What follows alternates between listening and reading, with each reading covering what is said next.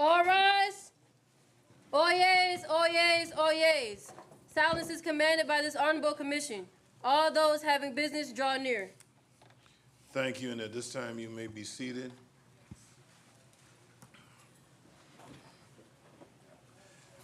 You've heard the deputy say silence is commanded, so let me ask all of you now at this time to check your cell phones. All right? Make sure if you like me or somebody else, you got to keep yours on, all right, because you get emergency calls, but please put it on silence so that we have deputies who don't have to go home with their pockets full of your phone, because if they go to the bed and breakfast, it's going to be a challenge getting it back, all right? So please, ma'am, please, sir, silence your phone and check your phones. Commissioners as well, all right? We are delighted today to welcome to our midst one who will soon be one of our own. She is the commissioner-elect from the 8th District, as well as the pastor of House of Favor, Full Gospel Ministries. She's also president of the West Savannah Neighborhood Association, and she's a trained chaplain and deputy out at the jail as well as the prison, the Coastal Regional Prison and others, and she goes to Claxton and all other places too. We are so grateful to have in our midst today Pastor Marsha Buford.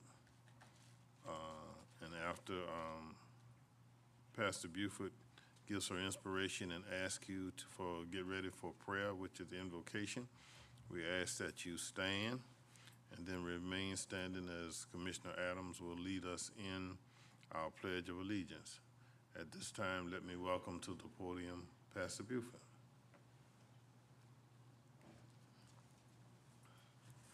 Good morning. Good morning.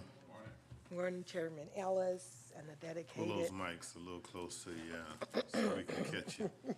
There you go. Good morning. Good morning. Good morning, Chairman Ellis and the dedicated Chatham County Commissioners who have weathered the storm. Your perseverance, your leadership, and unwavering commitment to serving our community is truly commendable. Through challenges and adversity, you've stood strong, guided by a sense of duty and compassion. Your resilience is an inspiration to all of us, and your steadfastness in the face of these difficult times that we've faced recently shines as a beacon of hope. My prayer this morning is that you may continue to lead with courage, wisdom, and compassion, knowing that your efforts make a profound difference in the lives of those whom you serve. I just wanted to tell you thank you for your dedication and service to our community first. This morning I was asked to bring in inspiration, and I wanted to use Acts chapter 20, verse 24. The Amplified says, "But none of these things move me. Neither do I esteem my life dear to myself, if only I may finish my course with joy, and the ministry which I have obtained, from which I have been entrusted to me by the Lord Jesus." I came to encourage you this morning, and those of you who need encouragement because you give so much. This morning I came to encourage you in this stormy season of our lives to not become discouraged with the political climate, with the cultural complaints, and the social norms that we now live in, but to stay the course. This morning, I want you to know Paul is known for two things that we who serve communities and people can benefit from. One, that is staying the course, and two, is surviving every obstacle that would present itself. The life of Paul comes with trials and triumphs, trajectories and tragedies, but being planted in Christ, we learn from Paul to stay the course. Psalms 119:1 says, "You are blessed when you stay the course." James 5:11 says, "What a gift life is to those who stay the course." As commissioners this morning, I want you to know that we have seen you. We've seen you conquer and not collapse. We've seen you dismiss fear and persevere. We've seen you face opposition in an unusual position, only to quickly do a transition and to complete your great commission. For every obstacle that seemed impossible, I want you to know that you've been supplied with an abundance of grace. The culture, along with the many difficulties we encounter, all have an assignment, and that is to get us to move. Move from our place of focus, move from our place of faith, and move from our place of blessings. So this morning, I just wanted to come and tell you to stay the course. And in order to stay the course, one, remember greater is he that's in you than he that's in the world. Two, remain steadfast, unmovable, and always abounding in the work that you've been assigned. And number three, I need you to renew your mind. Renew your mind to recall Isaiah chapter 40, verse 28 through 31. Have you not heard, have you not understood? The Lord, the everlasting God, the creator of all the earth, he never grows weary or weak. No one can measure the depths of his understanding. He gives power to the weak and strength to the powerless. Even youths will become weak and tired, and young men will fall in exhaustion. But those who trust in the Lord will find new strength. They will soar high on wings of eagles. They will run and not grow weary. They will walk and not faint. So as commissioners, I encourage you this morning to stay the course. May we pray. Let us stand.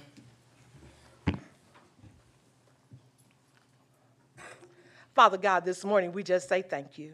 As we come before you, we thank you for how you've kept us, how you've brought us through the storms, and how you have still empowered us to go forward. Today, God, as we pray for this commission meeting, we not only pray for the meeting, but we pray for our county, we pray for our state, and we pray for those who have lost in this storm. God, we pray today that you would be their strength in times of trouble. We pray today, oh God, that you would encourage their hearts to persevere on and stay the course that you've placed them on. So today, God, as we go forward, we thank you for your goodness, we thank you for your mercy, and we thank you for your loving kindness that you have allowed, oh God, to be upon our lives. In Jesus' name, amen. Amen. Commissioner Adams? I pledge allegiance To the flag of the United States of America and to the republic for which it stands, one nation, under God, indivisible, with liberty and justice for all. Thank you. You may be seated.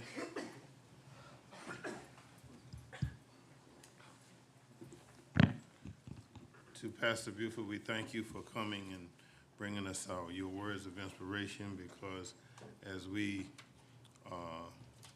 try to work through the storms that are in life, we need to be inspired and know well that our Heavenly Father says to all of us, don't get weary in well-doing. So thank you again for being here. Thank you for your inspiration and your prayer. Roll call. Chester A. Ellis, Chairman. Present.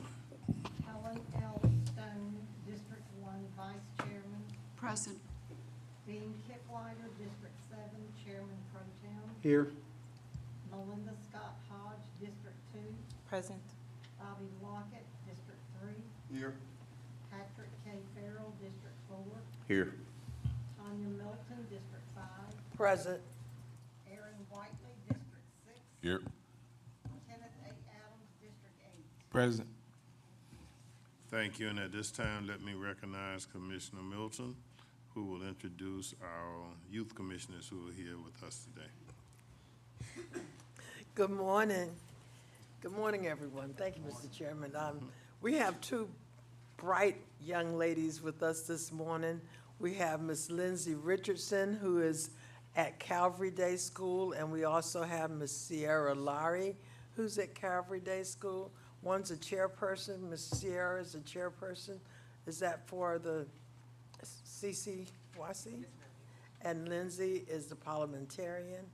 Lindsay is going to be a journalist student, and we're so excited because the two of them both are going to New York, and they've invited me to come along so I can chaperone.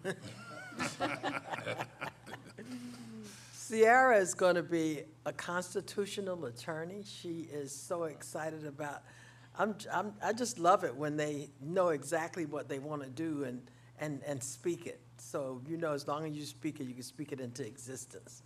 And I'm expecting great things from you all. We welcome you all to our meeting today, and we want you to participate, ask any questions that you might have, and get involved.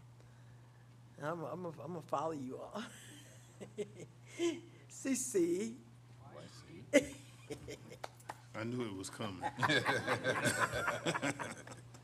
She picked that up and she hadn't turned it loose yet.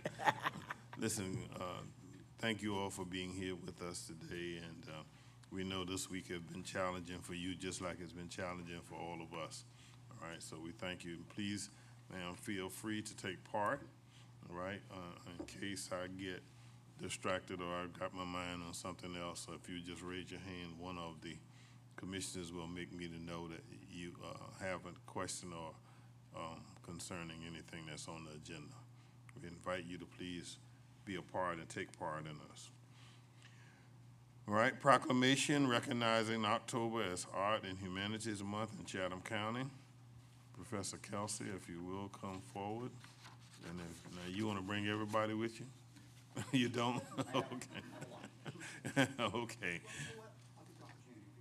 Sure. Come on, all of you. Don't be scared. Don't be scared. I should have another 60 watching. Okay. We'll test them on Monday to see if they were. Yeah, but I wanted them to come because I wanted to, y'all, listen, don't be hanging back there. Come up on the side over here. Get close to the, yeah, there you go. Get close to the podium. You know, I want the county to know how you all are taking a part Yeah, this is actually the first in time. all that our we've done that. proceedings. All right? Sorry, yeah. This proclamation reads, and I'm gonna read it in part, and then you may open it up for comments. The County of Chatham, Georgia, proclamation. Whereas the nation's 110,000 nonprofit art organizations, the National Endowment for the Arts and the National Endowment for Humanities, the nation's 4,500 plus local art agencies, and the Arts and Humanity Council of the 50 states and the 6 U.S. jurisdictions have regularly issued official proclamations on an annual basis designating October as National Art and Humanities Month, and whereas the art and humanity embodies much of the wisdom and intelligence and the imaginations of mankind, enhances and enriches the lives of every American and play a unique role in the life of families, communities, and our country. Now, therefore, I, Chester A. Ellis, Chairman on behalf of the Chatham County Board of Commissioners, do hereby proclaim October as Art and Humanities Month in Chatham County, Georgia, and call upon our citizens to celebrate and promote the arts and culture in our community, and to especially encourage greater participation by those said citizens in taking actions for the arts and humanities. In witness whereof, I here to set my hands and cause the seal of Chatham County, Georgia to be affixed this 4th day of October 2024. The floor is yours. Thank you, Mr. Chairman, Commissioners. Again, this year, like years past, thank you for this annual affirmation of your recognition for contribution of arts and humanities to the county. Often it is emphasized about the economic impact of arts and humanities, the contribution to the workforce for arts and humanities. Often we overlook or don't pay so much attention to the contribution to education as a whole, health, safety. Recently, I just finished a book called Your Brain on Art. And a couple of things I took away, excuse me, that I took away from that is through medical research and science, they found changes in how our brains function from the neurons on down through the body's chemistry. And because of that profound impact, the other thing I took away from that was their positioning that creativity will bring community. That community will bring humanity. And I now have the fortunate opportunity here to present to you the faces of that humanity. So again, thank you for recognizing Arts and Humanities Month. Enjoy the month. Thank you. Thank you so much for what you do and how you all do it, and how scattered abroad are we? In terms Who's of, from, I'm just talking about the kids, the students now, not kids, students, all right? Who's from another country? Anybody? Who's from another state? Everybody? Except Okay. one. Is that one? What state are you from? Me? Virginia. Virginia. Oh, okay. Yeah, anyone? Texas. Texas, Missouri. Missouri. What other ones do we have? Florida. Florida. Georgia? Oh, there we go. There we go. All right. Listen, thank you so much, and thank you all. I especially like to walk through after we do arts in the park, you know, and you design. I enjoy your creativity, all right, and to see the things that you do. And I know in some cases there are landlords who have allowed you to do murals on their buildings, all right. And so I'm proud to look at those that come from our SCAD student. Any commissioner want to have any comments? Yes, ma'am. I do want to acknowledge that Patrick is such a renaissance man. I've seen him bring his class into the chambers, but he's so involved politically, and you beautifully tied it together. What creativity fosters community, and community fosters humanity. That was really impressive. Thank you for that. thank you. Anyone else? Yes, sir. Professor Kelsey, it's been a pleasure to work with you, and it's great to see you here with all the students. You continue to bring more students, new faces, and getting them involved in the political process. But also, I hope you all get to see how government ties in with the arts. We all, government represents all of the community, and so we appreciate your efforts and look forward to seeing y'all in news and, you know, not showings, but yeah, art showings, and how whatever aspect of art and humanities that you take, I hope that you can excel to the highest degree. Since you were asking about where they are from, the one point also to make is they come from all over the world. Right. And they come to Savannah because it is one of the top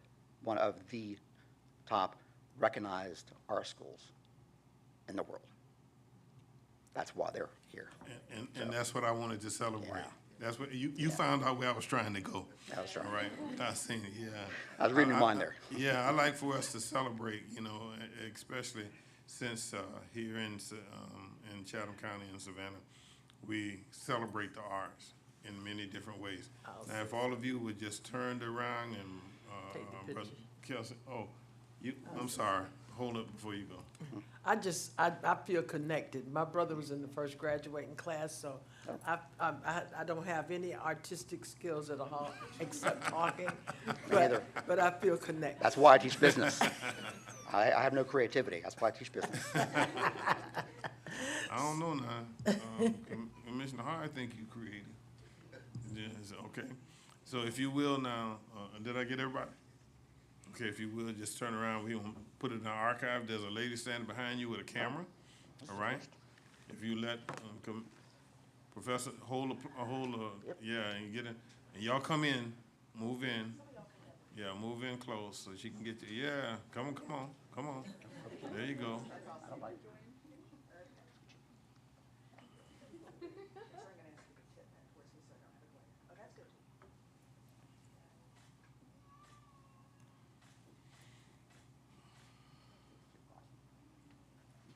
All right, again, thank you Thank for you. all that you do, why you do it, and how you do it. We Appreciate it. appreciate it. Thank all you, right? thank you, thank you.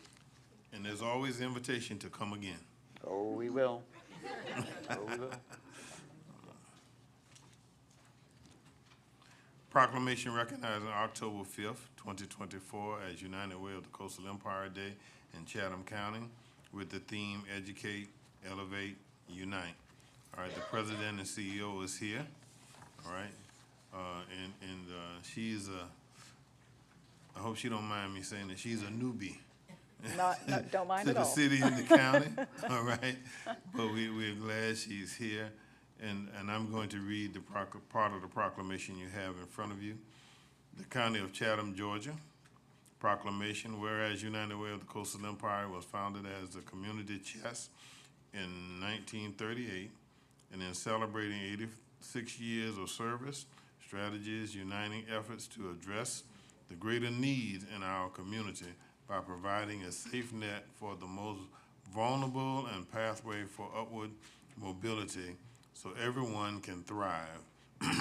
Excuse me.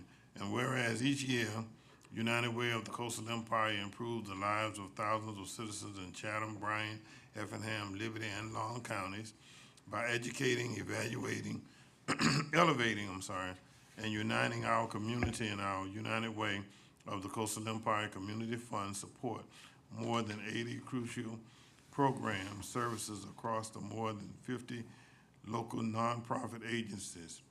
Now therefore, I, Chester Ellis, Chairman on behalf of the Chatham County Board of Commissioners, do hereby proclaim October 5th, 2024 as United Way of the Coastal Empire in Chatham County and urge all citizens to take note of this year's theme, Educate, Elevate, Unite, and note that together we can improve lives. And witness whereof I hereto set my hands and cause the seal of Chatham County, Georgia to be affixed this 4th day of October 2024. The mic is yours. Well, thank you so much, Chairman Ellis, and to the commissioners, I want to say thank you for your public service and for everything that you do. The United Way truly appreciates you. To the county manager and your incredibly hardworking team, thank you, thank you, thank you. Chairman, as you mentioned, I am new to this role. I moved here in 2021, but didn't start in this role until June of this past year. And have just been learning every day about the impact that the United Way has across our great region and the investment and the resources and the giving power that our community has together.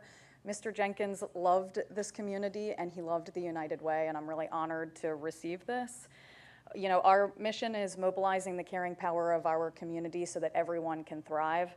One recent way we've done that is in partnership with you all and SEMA. And so we have done two really big things over this past week. We've launched our Rapid Response Disaster Fund, where we raise donations and we raise resources so that we can be able to support immediate, intermediate, and long-term needs of community residents. We know we can't do this alone, and so I just want to say thank you to you, thank you to the county manager and to the SEMA team for doing this in partnership with us. And we've also mobilized volunteers, hundreds of volunteers this past week to give out thousands of meals to community residents who were without power, who had damages to their homes, who needed these basic resources, and just seeing the power of community coming together, and again, couldn't do it without you all. So I just want to say thank you, and thank you for this proclamation, and I look forward to many more years of partnership together.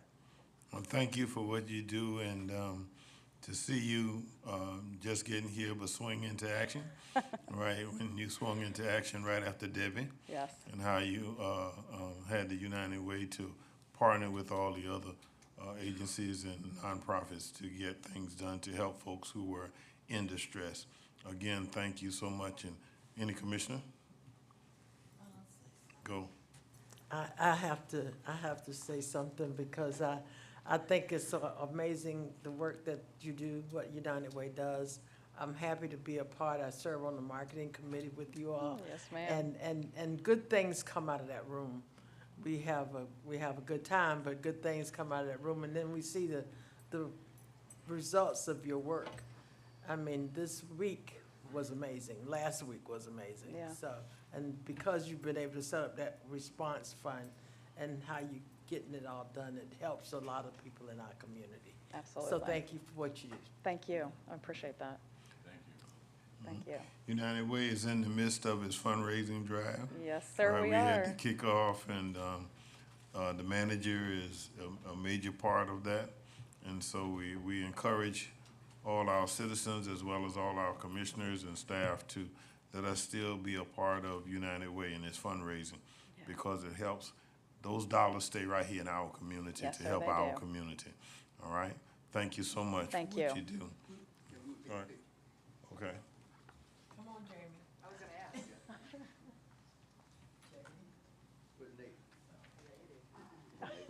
Come on. Yeah, I was wondering where Nate was. He was hiding. Nate heads up Chatham County as United Way Drive.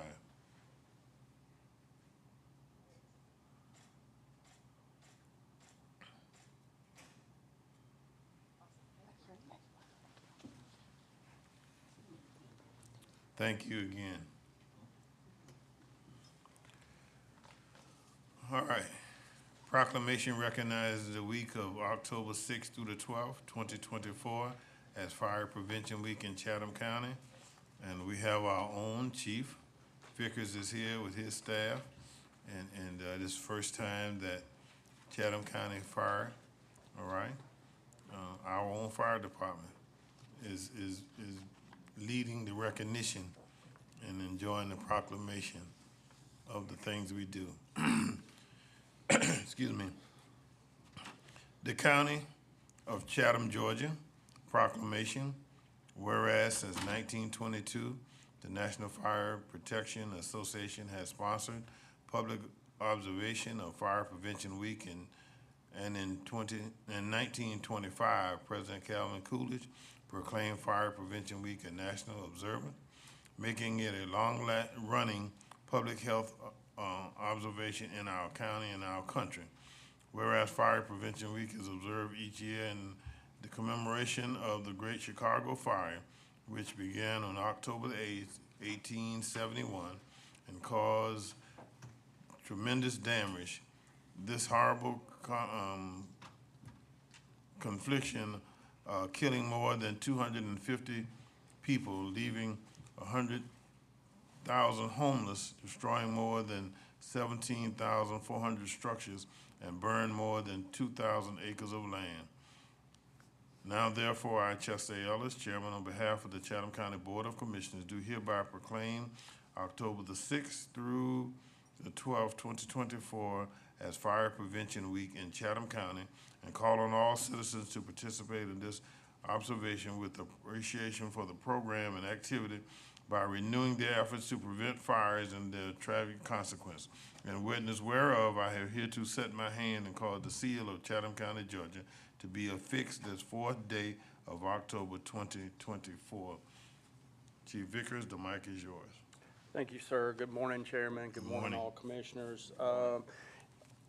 Fire Prevention Week has been observed since 1922 and sponsored by NFPA, and then in 1925 was actually official. Okay, so it is the biggest observation ever in public history in the United States of public health observance. It's definitely a need for that. We still lose 3,800 people to fires each year. 59% of those are one and two family dwellings, and 3 out of 5 of those are due to no working smoke alarm in their homes. So that's roughly about 60-something% of the deaths. So one of the biggest things is that, or the biggest push is, the theme this year is smoke alarms, make them work for you. So that's our big push. The biggest event we're having is on the 12th of October. It's actually in Mr. Lockett's area. I've listed, you actually have a bag up there with a few things in it that's fire prevention. If you already have those things, please give them away to somebody else and help them out. Includes, a CO2 detector or CO detector, as well as a fire extinguisher. And you also have a list of all the events we're doing. Our biggest event is the Blitz with Red Cross, which is on the 12th in Mr. Lockett's area. And we're hoping to put smoke alarms in 300 homes out there in that area.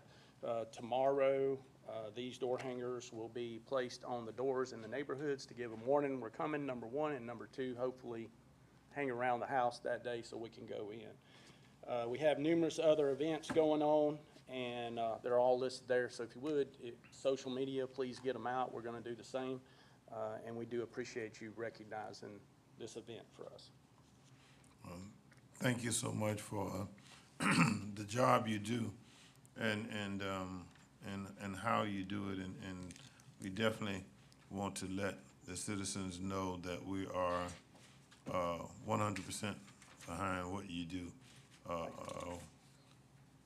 I know, and I'm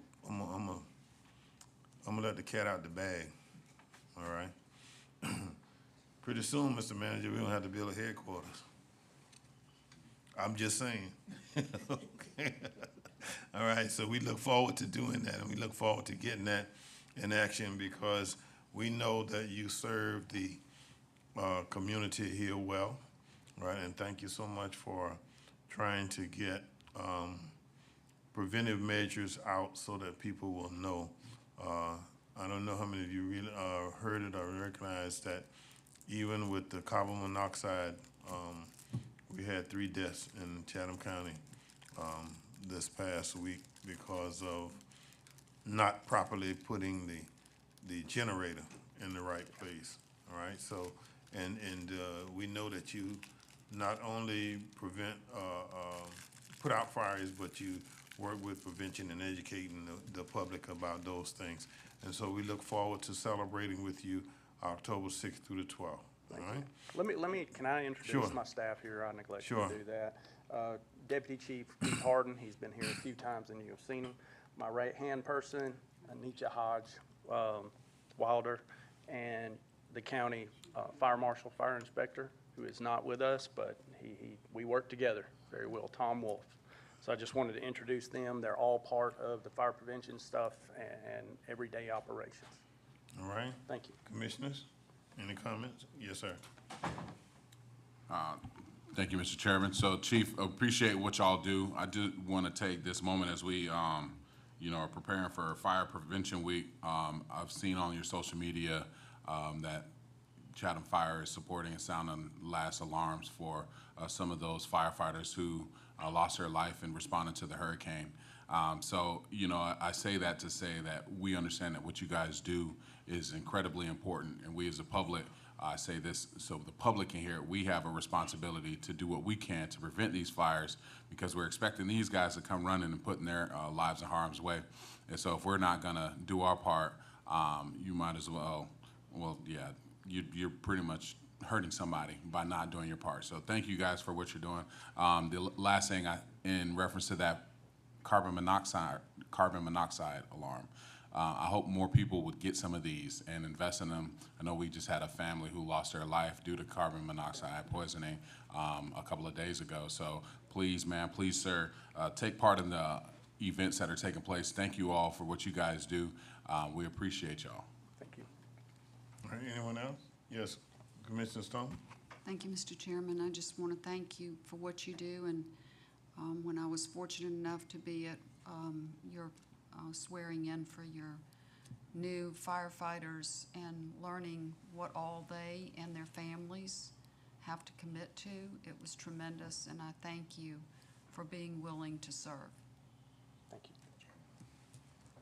Commissioner Lockett? Yes, thank you all very much for the job that you do of public safety. Public safety is what I appreciate very much. Thank you, sir. All right. Anyone else? See, when you let the cat out the bag, all right, you get a solution to the problem, all right? I'll be coming to you, Mr. Manager, and coming to the board about where we're gonna put that headquarters. Something in the works. Good thing I opened my mouth. Thank you. Come on, let's turn right around and get a picture right there. Mr. Manager, you ought to be up there. Let the manager come, all right, because this is our very first fire department. You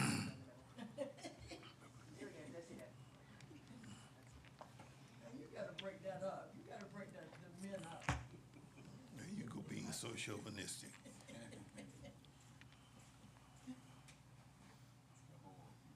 All right. All arts, yeah. See, she ain't said nothing. All right. There are no chairman's items, no commissioner items. We go to, there are no table items. We go to items for individual action. To request approval of the following budget amendments and year-end transfers, fiscal year 2024, in the general fund appropriate fund balance, $15 million to transfer out to the E911 fund, $5 million. Transfer out to the risk management fund, $7 million. Transfer out to the capital replacement fund, $3 million.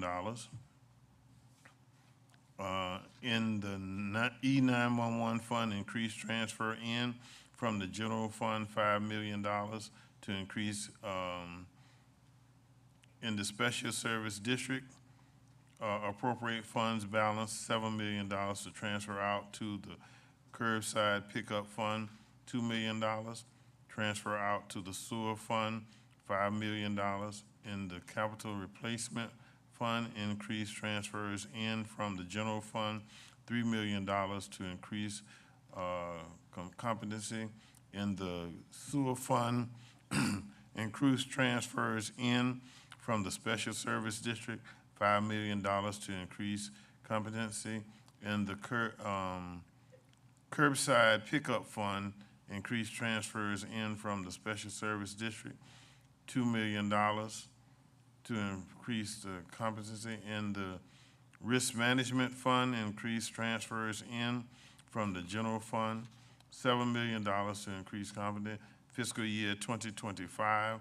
In the general fund, A, transfer $38,325 from contingency to the financial operation budget. B, transfer $113,000 from contingency to the public information office operation budget. C, appropriate fund balance $25,000 to transfer out to the storm disaster fund. 2, in the storm disaster fund, increase transfer in from the general fund $25,000. B, increase transfer in from the special service district $350,000. Increase federal revenue $2,625,000. Establish expenditures budget for Hurricane Helena's project for $3 million. 3, in the special service district, appropriate fund balance $350,000 to transfer out to the storm disaster fund. In the capital improvement program, increase revenues and expenditures $190,000 in the South Bridge drainage project. Is there a motion? So moved, Mr. Chairman. Second. Properly motion and second that the request to approve be granted. Are you ready for the question? Question, all in favor signify by saying, by casting your votes. Look at me going to saying aye. All right, all votes are in.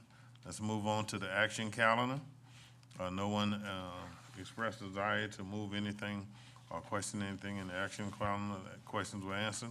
So may I have a motion to accept the action calendar in its entirety? Mr. Chairman, I move that we accept the action calendar in its entirety. Second. Properly motion and second that the action calendar be accepted in its entirety. Are you ready for the question? Please cast your votes. Okay, go to first readers. The petitioner, One Gateway Boulevard LLC, is proposing to rezone/map amendment to convert an existing hotel development into a multifamily residential use located at 1 East Gateway Boulevard, MPC file number Z-0824-0000494, PIN 11028-01017. The MPC recommends approval with condition. That's District 6. All right, we have the second reading at our next meeting. Amendment to the Chatham County Revenue Ordinance for sewer tap-in and other related fees. All right, those are our first readers. Now, there is a request to table the second reading. May I have a motion to effect? Mr. Chairman, I move that we table the second reading as listed. Second. properly Wait a minute. motion and second. The second item under the first reading, right? No, he No, no, already no, did no. that. No, we got the, we got Oh, the, yeah, we're going down to the second reading. okay, so you're tabling, We're The second. tabling the request in the second reading. okay, so, but, okay, We already did the second item in the, I read fast. okay, so the Yeah, the- revenue ordinance? Yeah, the It sewer was just a tap. first reading. That's the first reading. All we do is read it into the record. Okay, I just want to make sure. Yeah, all we did was read it into the record. All questions and things come up after then.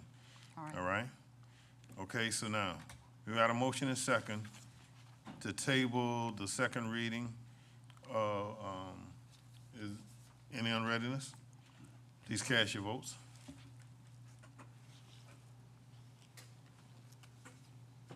All right, Thank you. table. All right. All right, come to you, Mr. Manager, for information. Yes, sir, Mr. Chairman and Commissioners. In front of you, you should have a couple of information items. One that I want to highlight is the strategic planning presentation from the Interagency Council on Homelessness that was scheduled for last week that had to be postponed because of the storm. It's been rescheduled for November 12th at 8:30. I want to bring that. Same place, yes, sir. And we'll get you a reminder out, but I just want you to put that on your calendar as a placeholder. The next, we've got a few updates from Chatham County Safety Net. Also, I'm going to ask Director Jones and Mr. William Mock from Georgia Power to come to the podium. Director Jones is going to give you an update on our status of our storm cleanup and our storm response. We were sending you daily reports by text and email. I hope that you were getting those. I know it contains a lot of information, but we're trying to make sure that we keep y'all abreast of everything that's going on.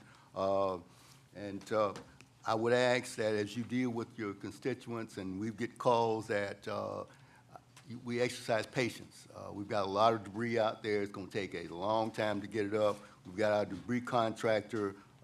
It's supposed to start working today, to start cleaning up, but it's going to be a slow process. So I'm going to ask the community, please be patient with us. This is not going to be an overnight deal. So with that, I'm going to turn it over to Director Jones. All right, let me butt in. I'm Butt-Insky. You know that. First, before you start giving us the updates, I want you to celebrate one of our own, all right? Yesterday, I had the privilege to witness this, and so I wanted Director Jones to celebrate Chelsea, all right, and her award on yesterday. So Chelsea Sawyer is one of the up-and-coming leaders in emergency management throughout the state, and she does she provides a wealth of information and also a wealth of service, not only to SEMA, but to the community in general. Yesterday, she was celebrated as one of the up-and-coming dreamers for our community. She received an award. I think there were 6 or 7 people overall. RG Media and Roberts Engineering hosted an event yesterday that celebrated those up-and-coming dreamers, and Chelsea was one of the recipients. I am very proud of her, as is the chairman. So thank you for attending that yesterday and also being a part of that celebration. And let me just celebrate you and give you a hand for the job you do, all right? And I'll say it for him, all right? Director Jones' job is easier because of what you do. That's right. All right, because of what Matt do and because of what the team do, but when we have one that stands out like you stand out, that the community recognize, then the commission want to make sure that we recognize you as well. So anything you want to say? I just wanted to say thank you. I've come to speak before you all several times, and it's still intimidating. This has been, it was an incredible honor yesterday, but I can only do what I do because of the support that, you know, Dennis Jones provides me, the support that Mr. Kegler provides him, and then, of course, for the entire commission. So thank you all for that recognition. All right, before you move, get that picture. Get your award. Yeah, get your award. Mr. Manager, you want to run around now? Here you come. There we go.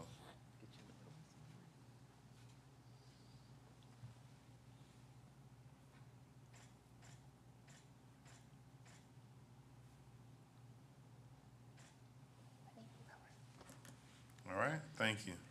Thank you for that, Mr. Chairman. And Chelsea had to run because when we were in the green room, I told Director Jones I wanted her here. So she had to run from the EOC. that's right. And now she she's got to had to get get back there. to the EOC. All right, 'cause Get she was back to at the work. EOC. But Thank you so much. Chelsea is one of many who excel at the SEMA office. Randall Matthews, my deputy director, standing right behind me, or sitting right behind me, is also another one. And just all of the staff of SEMA. We've got a great staff. They're very dedicated, very public service oriented. And I am so proud of all of them and so proud to be associated not only with Chatham County, but with the members of my team. So I want to publicly mention my appreciation for their efforts. So talking with the chairman and preparing this presentation, he charged me with painting the picture. We're a week past Hurricane Helene, and I wanted to put together not only a timeline, but also tell you where we are and where we're going. And with the response for Hurricane Helene, there are so many people who are involved in this. I'm speaking on their behalf, but right now the focus is debris management, and William Wright is first and foremost the one who's in charge of that effort, and he has done a tremendous job so far, and I am sure that he is going to continue to do a tremendous job as we clean up the unincorporated parts of the county. But painting the picture for you real quick, I'll spend just a few minutes on giving you the timeline. So today marks the 18th day, 18 days, that we have been working with Helene. We started working it when it was merely just a disturbance, tropical storm disturbance down in the western Caribbean, and we continued to watch that as it moved into the Gulf, developed into a hurricane, developed into a major hurricane, and then made landfall as a Category 4.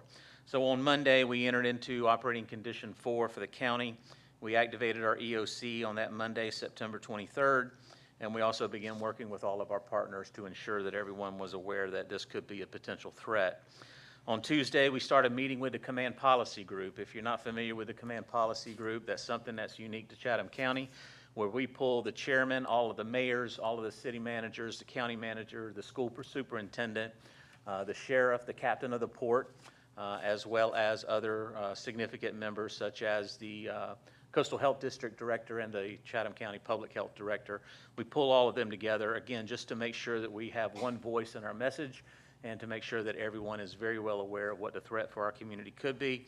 We continued those Command Policy Group meetings on a daily basis, again, just to coordinate. It did become Tropical Storm Helene on that Tuesday. The governor declared a state of emergency, and we started ramping up our partner briefings, again, to make sure that everyone was well aware that there was a storm on our way. On Wednesday, again, through our Command Policy Group, the chairman made the decision to issue a county-wide state of emergency for Chatham County. We did that on that Wednesday. We started working with our long-term care facilities, which is our nursing homes, assisted living facilities, personal care homes, just to make sure that they were ready, they didn't have any unmet needs. We also started working with the school board system, historical properties. We ramped up our conference call sessions throughout all of our partners throughout the community. On Thursday, we continued activating our Emergency Operations Center. We ramped it up. We brought in more partners. We enhanced our partner coordination calls, long-term care facility calls, and we also started looking at, with storm impacts, what could our potential response be. And then Thursday night is when the storm actually hit.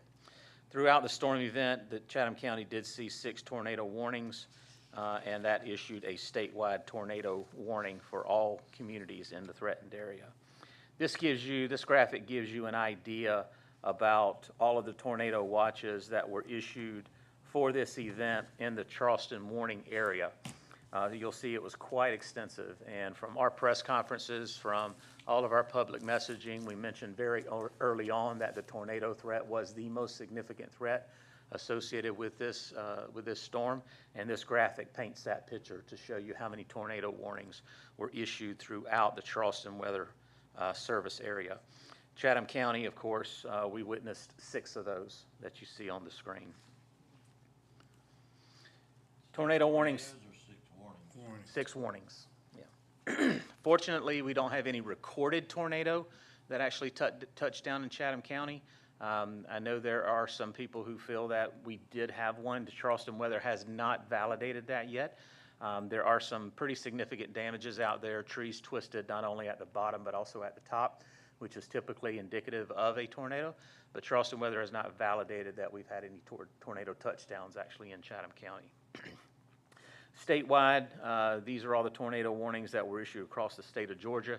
So as you can see, the tornado threat was significant, and that's validated by the graphic that you see on the screen. Possible tornado tracks, those that they, again, issued a significant tornado warning for our community. You'll see the tracks there, one or three of them out on the island, one just across the river in South Carolina from us, and then one in downtown. So some of the damages that we did see worst are in those red circular areas or oblong areas there. But again, Charleston Weather hasn't validated that for us yet. So peak winds throughout Chatham County. At the Savannah Hilton Head International Airport, we did record a peak wind gust of 76 miles an hour. That is hurricane strength. You'll see the other peak wind gusts there, Skidaway Island 70, South Tybee 70, and it goes down to I-95 Way Station at 52. Our maximum sustained wind that we saw at the Hilton Head Airport was 54 miles an hour. So gusts up to 76 and sustained winds maximum of 54 miles per hour throughout our community. Rainfall amounts, this gives you a graphic that shows you that we saw a maximum of about 5.5 inches, just shy of 5.5 inches throughout Chatham County, and that was in the western portion of the county. This is a little, what we observed was a little bit higher than what was forecast. But again, a forecast is just trying to paint a picture, trying to tell you what their best guess is at any given time. But we did actually see not only wind, but also rain a little bit higher than what was originally forecast by Charleston Weather. Throughout the event, we saw, or we recorded, 309 wires down, 334 trees down. We've had structural damage of 117 properties. We recorded 90 trees on wires. We had roads flooded throughout the community. Streets flooded, 36 flooded areas, 2 debris. I'm not sure what this debris graphic is. Let me refer back to my notes. So streets flooded, 36, streets closed, 366. As of today, there are still 20 roads that are still closed. Wires down, 309. Trees on wires, 90. Trees down, 334.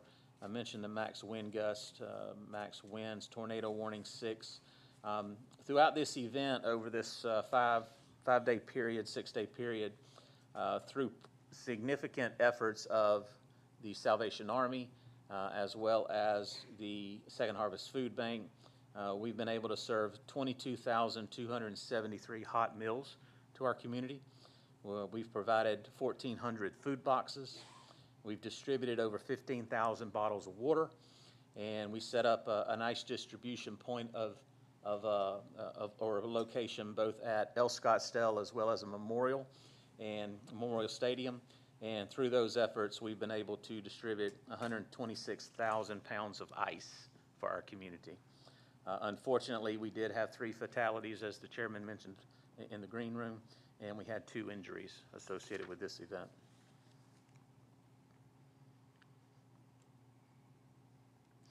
Our response on Friday, the day after the storm, we began coordinating the pod, which is our point of distribution. That's our ice distribution effort. We began coordinating that. We started opening up cooling centers, and our target was to open up a cooling and charging center in every commissioner's district. We wanted to make sure that we were equally serving the community, so we targeted each district and made sure that we had at least 1 center opened in each community or each commissioner's district. We started doing inspections on a variety of different properties. We coordinated with GROW, a Spanish-speaking advocacy group that assessed the needs for a shelter in western Chatham County, specifically Garden City. They helped us with that. Long-term care facilities and vulnerable population status updates. We checked in with our long-term care facilities regularly throughout. There were quite a few that initially had some power outages. We helped coordinate some generators as well as power restorations through Georgia Power. William Mock and his team have been a tremendous asset for us, and we certainly appreciate their efforts, and he'll be up in just a few minutes to talk a little bit about what they've done. We continued our damage assessments, and again, we worked with all of our partners throughout the community to make sure all of their unmet needs were handled. On Saturday, we did have a generator fire at the Cary Street Tower. Cary Street is our main communications tower for Chatham County Public Safety Communications. There was a generator fire there. We were able to get a generator in place. With the power outages that we've seen at Cary, it resulted in some significant, and I can't emphasize enough the word significant, power restoration issues. Georgia Power spent a considerable amount of time doing some fancy rerouting and putting in some new wires in place. It took them almost 24 hours to get power restored just to that particular site, but it was very critical to our public safety communication, and I certainly want to applaud Georgia Power for working that. We activated our contract for ice distribution again at Memorial Stadium and El Scottsdale Park. We ensured that we started working on these cooling stations, ensuring that they were truly open in each district. Overall, we had a total of 12 different cooling and charging centers that were open throughout the event. And again, we continued to work with those long-term care facilities.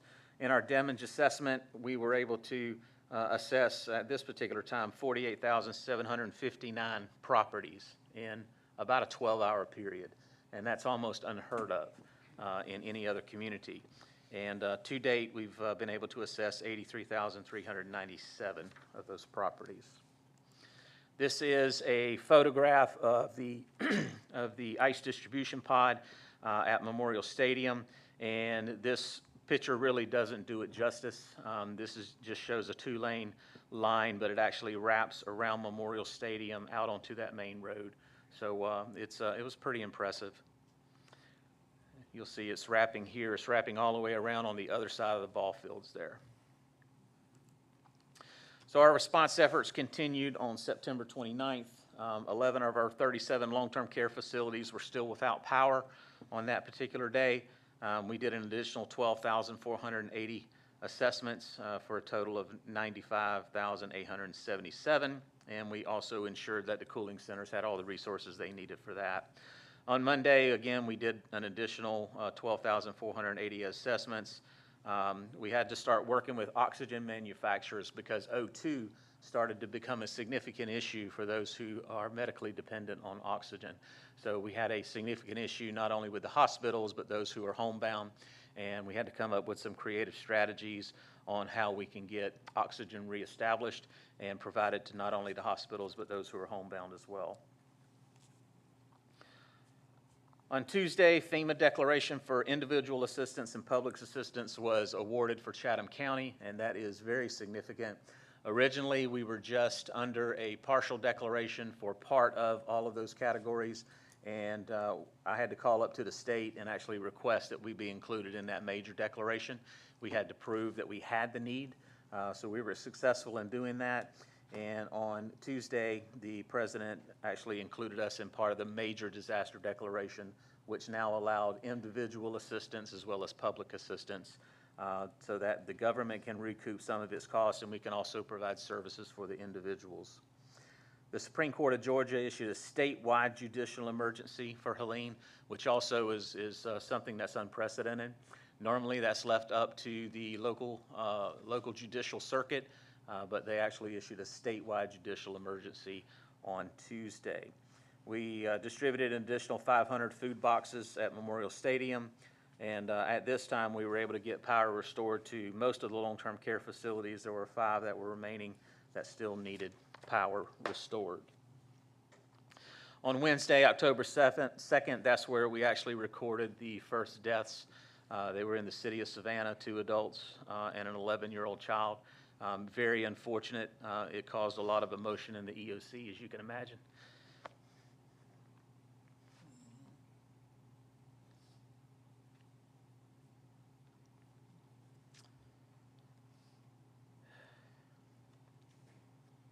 And on Thursday, we started looking at how do we now start demobilizing assets? How do we get the community back to a new normal? Now with the power restorations coming back online, we wanted to start a new process of how do we now get services back to where they need to be back to the normal providers and to make sure that we are supporting the community as we would normally want to do that. Damage assessments I mentioned here. This is just a graphic to show you all of the green dots here are the total number of properties that we were able to assess. 124,569. 123,000 of those had no damage. 756 were affected, but they were able to be lived in. 293 of those properties received minor damage. 108 received major damage, and we recorded 11 properties throughout Chatham County that are listed as destroyed. And these are citizens' homes. These are private properties. This doesn't include any public property. This is all individual property. This helped us qualify and quantify the damages so that we could get that individual assistance declaration from the president. So far as the public assistance goes, we've got damage estimates that total right at about $28 million. Those numbers are going to continue to go up as we discover more infrastructure that needs to be repaired. But as of right now, and this is all of Chatham County, not just unincorporated. So we collected all the information from the municipalities, and right now it's totaling just shy of $28 million. To date, there are still boil water advisories in Chatham County. I believe there are 18 communities that still have boil water advisories. We added 2 yesterday. I don't see them on this list, but Burnside Island was added to a water advisory, and another community just adjacent to Burnside. It's on there? Okay. All right, so this is Rio Vista. That's it. They're at the top. I was looking at the bottom. But yeah, this is a list of all the boil water advisories that are listed in Chatham County right now. If you need advice on how to handle a boil water advisory, how to handle your water, Public Health has excellent information on their website. They've been sending information out. We've been redistributing it on their behalf. So there's a lot of information out there. But if you have questions and you want additional information, you can call the Emergency Operations Center and we'll guide you through that. Power outages, Mr. Mock is going to talk about the tremendous efforts that Georgia Power has made throughout our community. And in some cases, they've had to rebuild entire grids from this event. And that is just unprecedented. The amount of people that came in to support Georgia Power is impressive, and it humbles your heart. But as of this morning, I believe William told me that less than 3,500 customers are without power throughout Chatham. We've got some guidance here. There are still down power lines. Stay away from down power lines. Don't drive over down power lines. Don't approach them. If it's not an immediate issue, there's a 1-800 number there that I'm sure Mr. Mock will talk about in just a few moments. Ice distribution, I mentioned earlier, we've been able to distribute 20,000 bags of ice. 7-pound bags, that's 140,000 pounds of ice to our community. Today will be the last day that we will have ice distribution.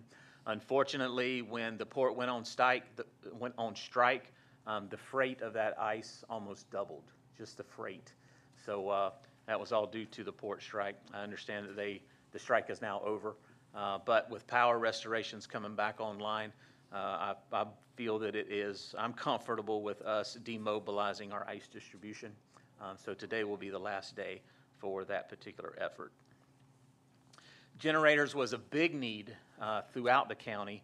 The county provided generators to our private water utility systems. That's the county's private water utility provider. We also had some public safety facilities that required generator power. We coordinated all of that. So you'll see a list here. I'm not going to go through all of that, but you see a list of all the generator power that we were directly coordinated through the EOC. That's things that we arranged. There were more generators that were coordinated through the EOC, but we passed off information from the provider from the service provider to the actual vendor and allowed them to work that independent of the Emergency Operations Center. Nonprofit support, Salvation Army Second Harvest have been absolute rock stars. Absolute rock stars. So 22,000 meals distributed, 15,000 bottles of water, 1,360 food boxes, hygiene wipes. And Kimberly Waller was up here earlier talking about the disaster fund. With her coming on in June, Chelsea and I met with her in July and just kind of briefed her on the agreement that we had in place with the United Way. We set this up after Hurricane Irma. And so we just brought her up to speed, and then she had to implement that 3 weeks later. So she has been very, very helpful, and not only implemented during Hurricane Debbie, but she also had to implement it during Hurricane Helene. So for something that is as rare as implementing a disaster fund, she's had to do it twice in 60 days. And her team has been exceptional in ensuring that any donated funds or disaster funds have been handled in the best way possible.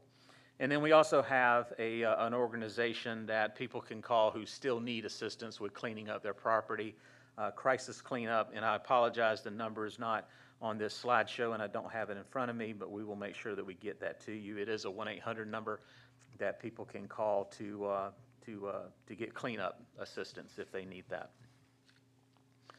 To date, we still have cooling centers and charging centers. These are all of the organizations who chose to open up a cooling and charging center in cooperation with SEMA. All of these are not active right now, and as power comes back on, the need for a cooling center or charging center diminishes. But overall, these are all of the agencies or the organizations who have volunteered their facility to assist in ensuring that our community has water, has cooling and also charging. Some of these stations we're also able to serve hot food, so our citizens could go to one-stop shop and be able to cool down, charge up their devices, and also get some hot meals.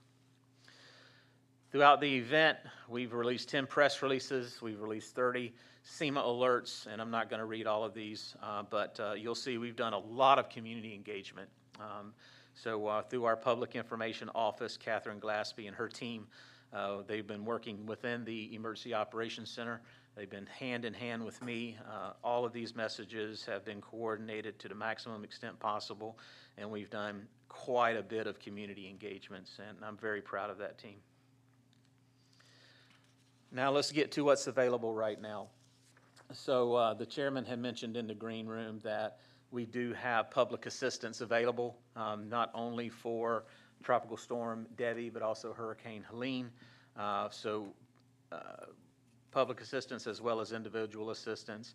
Public assistance, as I mentioned earlier, is for the government. This allows the government to be reimbursed. And yesterday, the president amended his executive order that all public assistance funding will be reimbursed 100% for the first 90 days. Again, that is something that's unprecedented. That's not something the federal government does. It's normally a 75 split with the city or the county as well as the state. But for this particular event, 100% of all reimbursements for the first 90 days. That's all of our debris removal and all of our emergency protective measures. For individual assistance, that was awarded to us as well. So this is where the individual can go and actually apply for services, apply for reimbursement of some losses. Right now, there are actually three different methods by which an individual can go and file for individual assistance. They can go to disasterassistance.gov. That's a federal website where they can go and they can apply for assistance there. They can also call 1-800-621-3362. This is a one-on-one discussion where they can apply for federal funds there. As you can imagine, there will probably be a lot of people calling this number, so you can expect wait long times. But it is open from 7 a.m. to 10 p.m. Eastern Standard Time. But it is available if you feel like you need to talk to somebody. Another avenue that's not listed here that just came online last night is if you have the FEMA app. Some people are very comfortable using apps on their phone. If you have the FEMA app, you can also apply for disaster assistance through the FEMA app. One thing that we are going to be setting up in the near future for those people who aren't comfortable with accessing technology, who aren't comfortable talking on the phone, we will have in-person assistance through what we call a Disaster Recovery Center, or a DRC. So we're working with the state and federal government now to identify a location where we can set up a disaster recovery center. It'll be a centralized location throughout the county, and those individuals who want to have a face-to-face conversation, they'll be able to do that through the DRC. So there are 4 different mediums by which people could apply for assistance. It is very important that if you have insured property, you file with your insurance first. That's going to be one of the first questions that you're asked when you apply for federal assistance is, do you have insurance and have you filed with your insurance? So they're going to ask that question first, so anticipate that. And then you'll also be able to have to show your loss. You're going to have to prove what you've lost.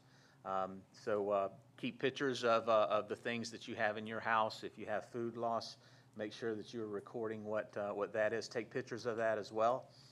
If you want to hold on to that to show proof, you're more than welcome to do that. It's going to be spoiled food, but if that's the only way you can choose to prove your loss, then I'd encourage you to do that as well. But we should have the Disaster Recovery Center open by mid next week, I'm hopeful, and that will have a variety of different resources within that facility where people can go face-to-face from one entity to another and solicit resources. All right. Who from the, go ahead, pull the mic down, go ahead. Is the disaster assistance statewide or national only? Or national? The federal assistance is nationwide assistance, but it's only available for those who are in a disaster-declared area. In Georgia, I think there are 29, maybe 30 counties that are in that disaster area. So those 29 or 30 counties would be able to get assistance through there. But this storm affected Georgia, South Carolina, North Carolina, and parts of Tennessee. So it's available for this event. And there's also natural disasters that are occurring out on the West Coast as well. So it's available for all of those entities. Pull your mic down. There you go. No, yeah, just, there you go. So because there's an estimated $28 million in damage, just so you can clarify, will the reimbursement come from the federal government, or is the money that we will spend in damages going to be completely reimbursed, or Yes, how ma'am. does that work? Yes, ma'am. As I mentioned, one unprecedented effort from the federal government for this storm was all of the public funds that are expended on debris management and disaster recovery will be reimbursed 100% for the first 90 days. So we're gonna spend it, but we don't get it back. Right. It may be a while, but Maybe we'll get a it while, back. yeah. You gotta, listen, we gotta stress patience now. We gotta stress patience. Commissioner? Get your mic. Just going to follow up with what I said earlier, that we need to get with our state association and a resolution to take to NACO to say that 5 years to be reimbursed for expenses incurred during a storm is a long time, and some of these rural smaller counties just don't have those resources to front to get them through. So I think it's important that we as this commission take a leadership role and say 5 years is really not acceptable. And in some cases, it's longer than that. Hurricane Matthew was in 2016. We just closed out Hurricane Matthew last year. Hurricane Irma was 2017. We still have projects open from Hurricane Irma. I believe you. Yeah. Oh, it's true. Yeah. Yeah. Okay, Commissioner Kicklighter. Thank you. Dennis, as head of SEMA, are you aware if any of the, I'm guessing that all of the cities are doing the same as we're doing for the unincorporated area, that they're all doing their debris pickup, and it's gonna take a while, and because when I shared this, I just want to be able to say that each city be patient, and as well as the unincorporated area. That's correct, and that's what this next slide emphasizes, is that county and municipalities, they are actively engaged in debris operations. Okay. Some municipalities have chosen to contract that out. Chatham County has chosen to contract that out because of the volume. Right. Some municipalities are using their staff internal in order to handle that. But all of our jurisdictions in Chatham County are actively engaged in debris operations. All right, Yes, sir. thank you. Yes, sir. And So, because those reports also have to go to SEMA. yes, sir. So that we can carry them up through the chain, all right? So, and the municipalities, the managers and mayor know that from the municipality. It's all got to funnel through SEMA's office. That's right. So it is, the second or the right side of this slide is what's most important for the individual about how to keep debris separated. There is a difference between storm debris and household trash or normal household waste. So construction and demolition debris, that's all your drywall, your fencing, your fixtures, anything that you need to build a structure, that's all construction and demolition debris. You got electronic waste, vegetative debris, and then large appliances. Those four green check marks are what we are contracting our debris contractor to come in and pick up. So we don't want to mix that with your household hazardous waste or any hazardous waste, hazardous household trash that you may have. Please, please, please keep that separated. It's very important that those be kept separated. Additionally, as you're putting your debris out by the roadway, make sure that it is in the right-of-way. Our debris contractors will not enter onto private property to pick up debris. It's not something that is done across the nation. We don't want to subject our contractors to any kind of liability by working on private property. So if you do have debris that you want picked up, it has to be in the right-of-way. It has to be on the side of the road. As you're doing that, be sure that you're not blocking mailboxes. Make sure there's no cars that are blocking the debris where we can't pick it up. Keep it away from fire hydrants, mailboxes, trees, poles, etc. Okay? So it will take a while because of the volume that we're seeing.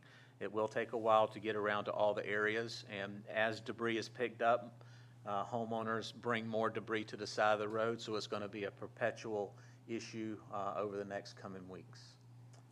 Mr. Chairman, quick question. Yeah. This slide, Dennis, can you get PIO to make this a graphic that we can share on social media and via text message? I think this is very important. It is. Because folks are putting stuff out to the side of the road now. Absolutely, sir. And when we did distribute information on this yesterday, my focus is to continue to do that on a regular basis to make sure we're reaching as many people as we can. Yes, sir. Let's ask PIO, since you all sitting there, and I saw you. It's already done, sir. Okay. It has already gone out on our social, but we'll make sure that you get it as well. Yeah, yeah. Make sure it goes to them so they can put it on theirs too. All right. I saw the wheels. Go ahead. The final thing that I want to bring to your attention is we are looking at our next threat, which could be some riverine flooding along the Ogeechee River. With all of the rainfall associated with Helene that occurred west and north of us, it all has to make its way somewhere. So it's all coming down the rivers, and ultimately it gets down to Chatham County before it makes its way to the ocean. So we are looking at moderate flood stage of the Ogeechee River on Monday, 14.6 feet, which is really over bank, what we call over bank. So as the water reaches the crest and it starts becoming a problem or starts exceeding the bank, we call that over bank. So we are anticipating some additional flooding along the Ogeechee River. Going down to the tidal gauge at Richmond Hill, Kings Ferry, we're looking at a rate of about 6 to 7 feet. And to put that in relation, the Eden gauge that you see here on the screen, 14.6 feet. During Hurricane Debby, that reached 17.97. So we're about 3 feet below what we saw during Debby for this particular event coming at the Eden gauge. And at the Richmond Hill gauge or Kings Ferry gauge, we're looking between 6 to 7 feet, which again is about 3 feet below the crest that we saw during Debby, which was 10 feet. So we do anticipate some additional flooding, especially those along Argyle Road, Chief of Love Road. We do anticipate that there will be some standing water on some roadways, but hopefully it'll come in and it'll go out pretty quick. You'll see here on this graph that it comes in and then it starts going back down within about a 12 to 24-hour period. Yes, sir. Commissioner Adams. Yes, sir. On Chief Love Road, have we let those people know yet that this flooding is coming? We've done some community messaging on it. I've also coordinated with the city of Savannah about some messaging that they want to put out, especially for Bradley Point. Chief of Love and the communities that are right off of Chief of Love, our focus is to target those communities today. We're looking at a Sunday, Monday impact, so we're still 2 or 3 days away. But we do plan to do some additional community messaging on this particular threat. Yes, sir. And all the weather channels have been putting it out there, all right? It's Thank you, on the Mr. weather, come on, Commissioner Kicklighter. So are you anticipating any structural flooding? I'm not anticipating any structural flooding. This is a forecast. Of course, it could go up or it could go down. Right. Yesterday, they had it at 15 feet. Today, they got it at 14.6. Mostly impacts to the road. Those who live along Fort Argyle Road, most of those houses are elevated anyway. Right. They're very familiar and very used to riverine flooding. Yeah. So I think that they are not going to see anything that they saw during Debbie. Yeah. So this will be more indicative of a springtime thunderstorm that caused overbank conditions. Okay. And those who live along the Ogeechee River off Fort Argyle, they're very familiar with that. They Okay. handle that several times a year. So it's not at a magnitude that would be pushing water up into the subdivisions in Richmond Hill again, No, like sir. that far in? No, sir. Okay, I don't believe so. okay, good. Anyone else? Commissioner Stone? Thank you, Mr. Chairman. Couple of questions. Historically, I've received the OPCOM notices on my county email. I didn't receive any this time, and those were very helpful in the past. I'm not sure whether, why we didn't, but in the future, I'd really like to get those so that I can get that out to my constituents.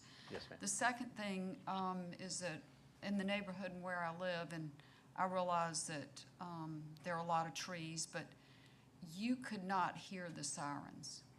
You just couldn't hear them for all the wind. And I don't know if anything can be done about that, but because there are a lot of elderly people on my street, I was very concerned. One of them has severe dementia, and he said his wife said we couldn't even hear the sirens.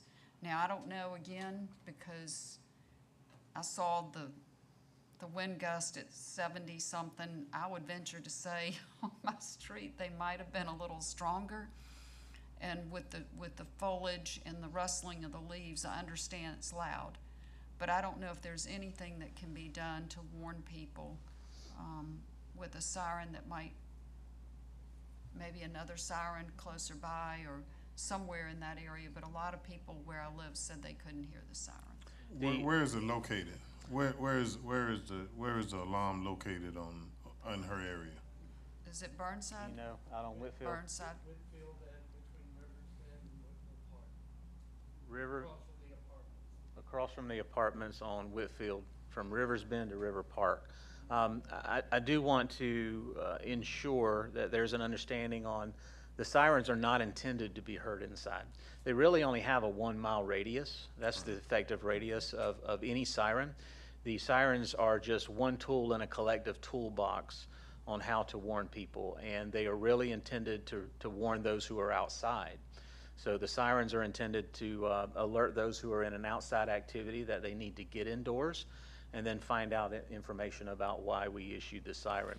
In Chatham County, the only reason we issue a siren alert is for a tornado warning. Right. And it's only in that warning area, so. I heard them earlier in the evening, but I did not, when the storm got significant, I didn't hear them. Yes, ma'am. And my neighbors said they didn't hear them. Now, what you could do at that point, other than go in a, closet or, be on the first floor of your house, I understand there's not much more that you can do, but it was, there was a lot of wind. Yes, So ma'am. There was a lot. I just want to make sure that everybody stays safe and understands the significance of how dangerous it is, and that you do need to stay inside and you do need to stay away from windows. A neighbor had several of her window panes blown out, so it was pretty intense storm. Yes, ma'am. And we have 58 active sirens throughout Chatham County, which again is a large amount for a community of our size. But those are intended to alert those who are outdoors. I'll report that back, but they just said we didn't hear the sirens. Yeah, and we encourage for indoor alerts. We encourage NOAA weather radio, social media alerts, SEMA alerts. We send out SEMA alerts through telephone notification. Of course, the media picks up on all of it. If you have power, you can watch the media. But we use every method that's available to us to to widely distribute a tornado warning, the sirens being one of those tools in that collective toolbox. Make sure, Mr. Manager, make sure we check with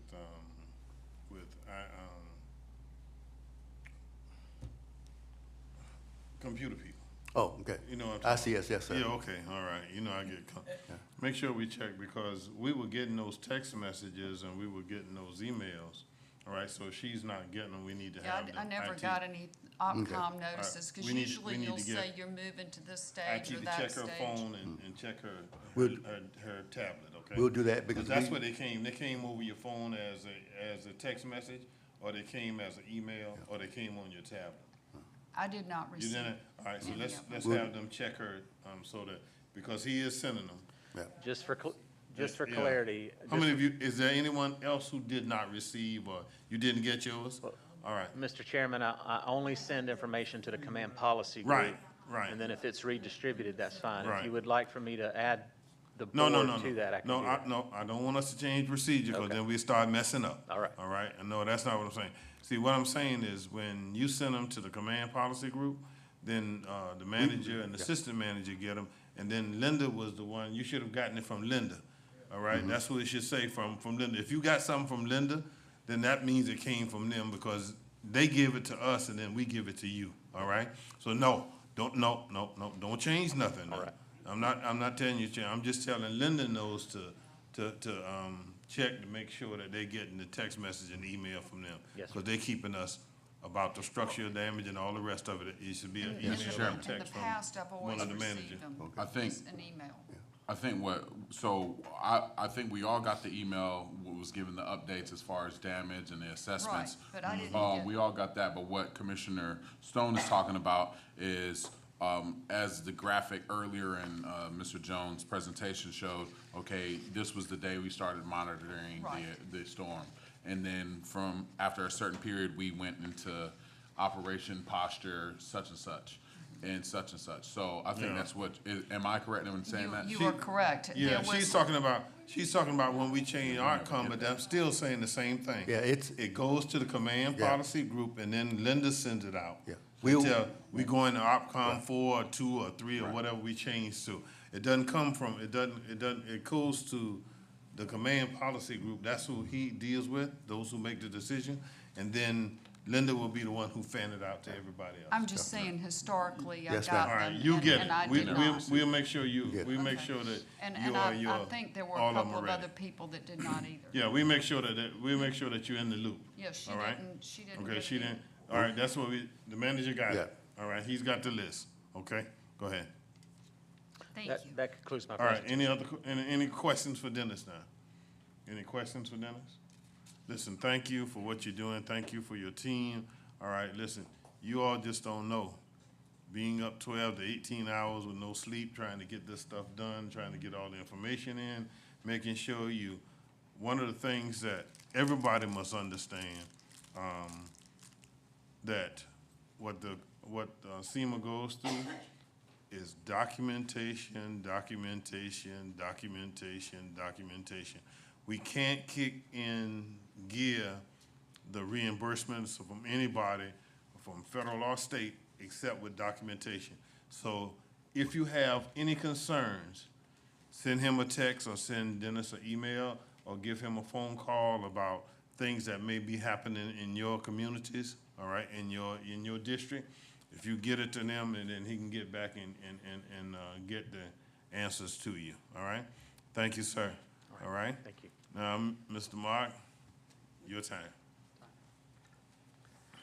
Introduce yourself first, because many of them I know, but many of the Okay. rest of them. So my name is William Mock. I'm the Southeast Region Executive for Georgia Power. I've been with Georgia Power for almost 34 years from the Savannah area, been in this role since January. Previously, I worked in our power generation organization, was plant manager here for our plant McIntosh and coastal plants for the past 16 years, so very familiar with the Savannah area. So I do want to say, first of all, thank you, Commissioner, Chairman, and also the commissioners for allowing me to come and provide this update to you today. I want to thank each of you for your cooperation and engagement. Also want to thank Michael Kegler, our county manager, and Dennis Jones at SEMA, and the entire team at Chatham County for the great partnership that we have with Chatham County and Georgia Power. A quick update, as of Friday morning, Georgia Power has restored power to more than 1.2 million customers across the state of Georgia.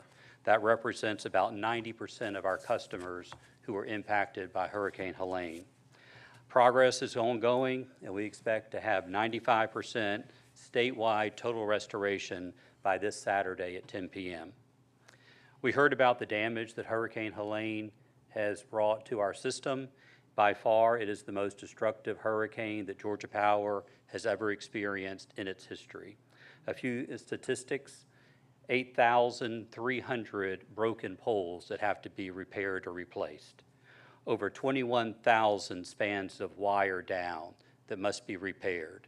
21,000 spans of wire, that's the equivalent of over 1,000 miles.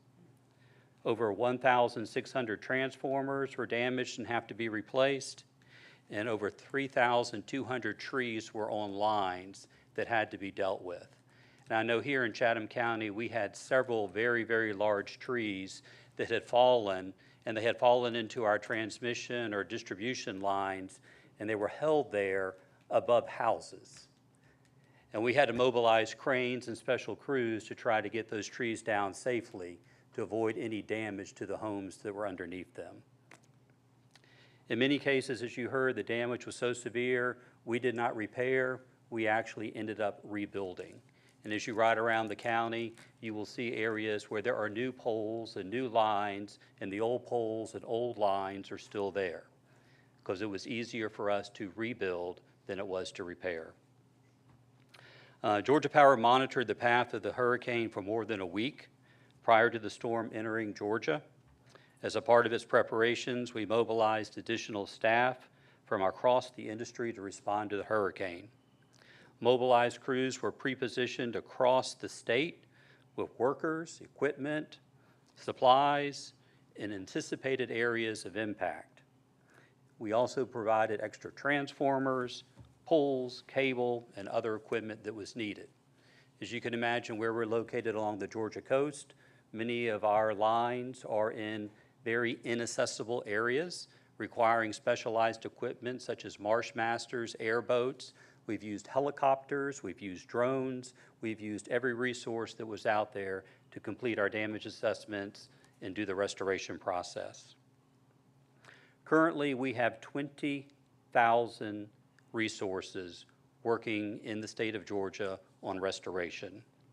This doubled from the 10,000 that we had originally at the beginning of the storm.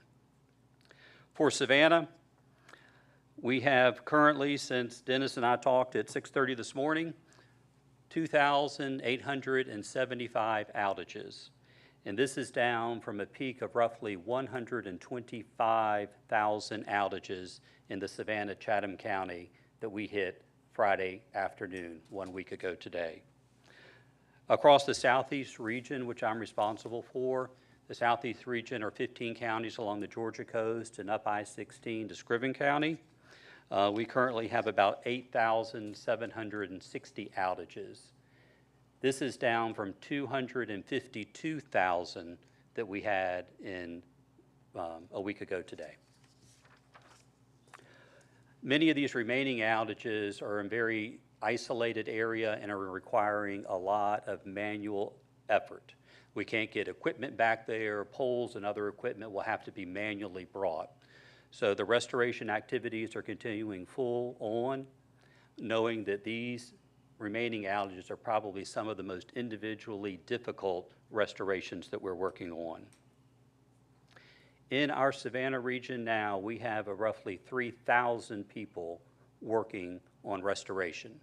And just because the power gets reconnected, their jobs are not done. After the work is complete, we have to go back out and survey the entire system again to make sure all of our maps and diagrams are accurate, because in the field you may have gotten someone on with a temporary solution that we have to make a permanent solution. So just because people have been restored, these resources are not going away the next day. We've got a lot of work still to do. We've got companies from our Southern Company portfolio, Alabama, Mississippi Power. We also brought in mutual assistance from utilities across the nation and actually international. I had a conversation this morning about a crew that was from Canada working in one of our neighborhoods. We have 5 active staging areas here in the Southeast region. That is the most we have ever activated for any hurricane response. Our investments in technology continue to help us. This year, we were able to utilize drones technology in a way we haven't been able to utilize before to get in some of these inaccessible areas, as well as smart devices on our system that automatically help us reroute power, as opposed to having a person go to a location in order to do so. Our crews continue to face hurdles, inaccessibility, communication challenges, and other issues, cellular. Proud to say we dispatched hundreds of push-to-talk radios and utilized our Southern Link network in order to ensure critical communications from the field to our transmission and distribution control centers. You can imagine how difficult and how safety-oriented that has to be to make sure before you energize that people are in the clear and everyone knows exactly what is about to happen. We understand the importance of restoration, timetables, estimates to our customers, and we're committed to providing the very best information we have. We post information on georgiapower.com/storms. We refer people to our outage maps. We send email communications. We send text message communications. We've actually had Georgia Power employees in many communities at community centers handing out paper information and talking to people who are still in areas where communication is very, very limited. We prioritize public safety and other critical infrastructure first, such as hospitals, police, fire stations, municipal water, sewage systems, emergency communication systems, just to name a few. After this, we prioritize by the number of people we can get restored the quickest. And after a major storm, I do want to mention it's important to know before we can hook up a service, the service has to be not damaged. It has to be repaired if it has been. We cannot hook up a service to a business or a residence that has had damage to its primary service entrance point. That's a safety reason that we are not able to do that, and there are resources available on georgiapower.com. You can call an 800 number, and we can connect you with the electrician to make the repair. And once notified, we will go out there and reconnect that service. And I do want to make sure people are aware this is a time where scams happen.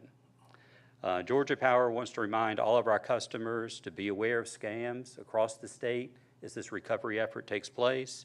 We will never ask for payment in order to reconnect a service or to expedite your connection. We will not refuse to connect service if you are in arrears or have a past due bill or demand payment before we reconnect your service. And I encourage you to please utilize our official information channels. There is a lot of misinformation out there, and we would encourage people to make sure that they get their information where it's accurate. Again, I want to say thank you for this unprecedented response to an unprecedented storm, and we are committed to reconnecting everyone in our community as fast and as safely as possible to reestablish what was here before Hurricane Helene decided to pay us a visit. All right, thank you. Let's do this. I know everybody's got something. All right. So let's start with one and come all the way down. Okay. That's all right with everybody? All right, let's go. One, questions, whatever you need, comments, whatever. First of all, thank you, and I think y'all have done an outstanding job. Just a comment, where I live, we have a lot of tree canopy, and I've reported it to Georgia Power that I've seen limbs on wires and because they crisscross the streets, and I really think that, and I understand how people are about their trees, but I also understand how people are when they don't have any electricity. So I think that possibly when things settle down to really ride some of these areas and note what needs to be trimmed, because sure enough, one huge limb that I watched for a long time came down and took a pole and some lines with it. So just to maybe on an off time, not now, to ride the district and see what could be trimmed and without being too offensive to the trees. All right, 2. I just want to say thank you. You know, it doesn't feel like it, but the response was, I know for those who are still without power, it may not feel like it, but the response was impeccable. The communication was top notch. And that's what's so important right now, because we live in a day and age where so many of us rely on our devices. I had to conduct payroll for the institution that I work for. And so I had to have power, I had to have connection.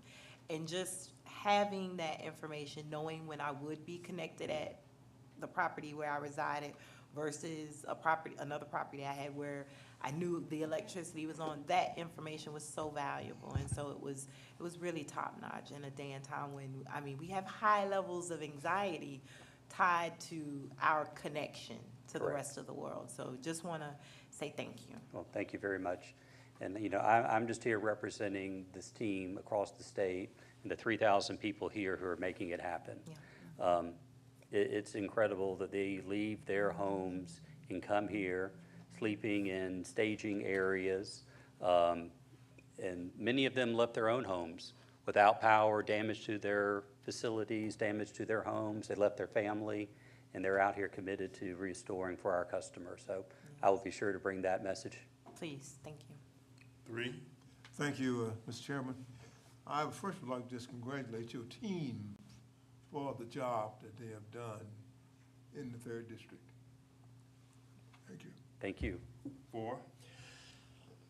Hello, Herculean task of epic proportions, and Georgia Power stepped up and looked like they did all they could do, even though some of the customers would feel like, when are you gonna get to me? So, understood.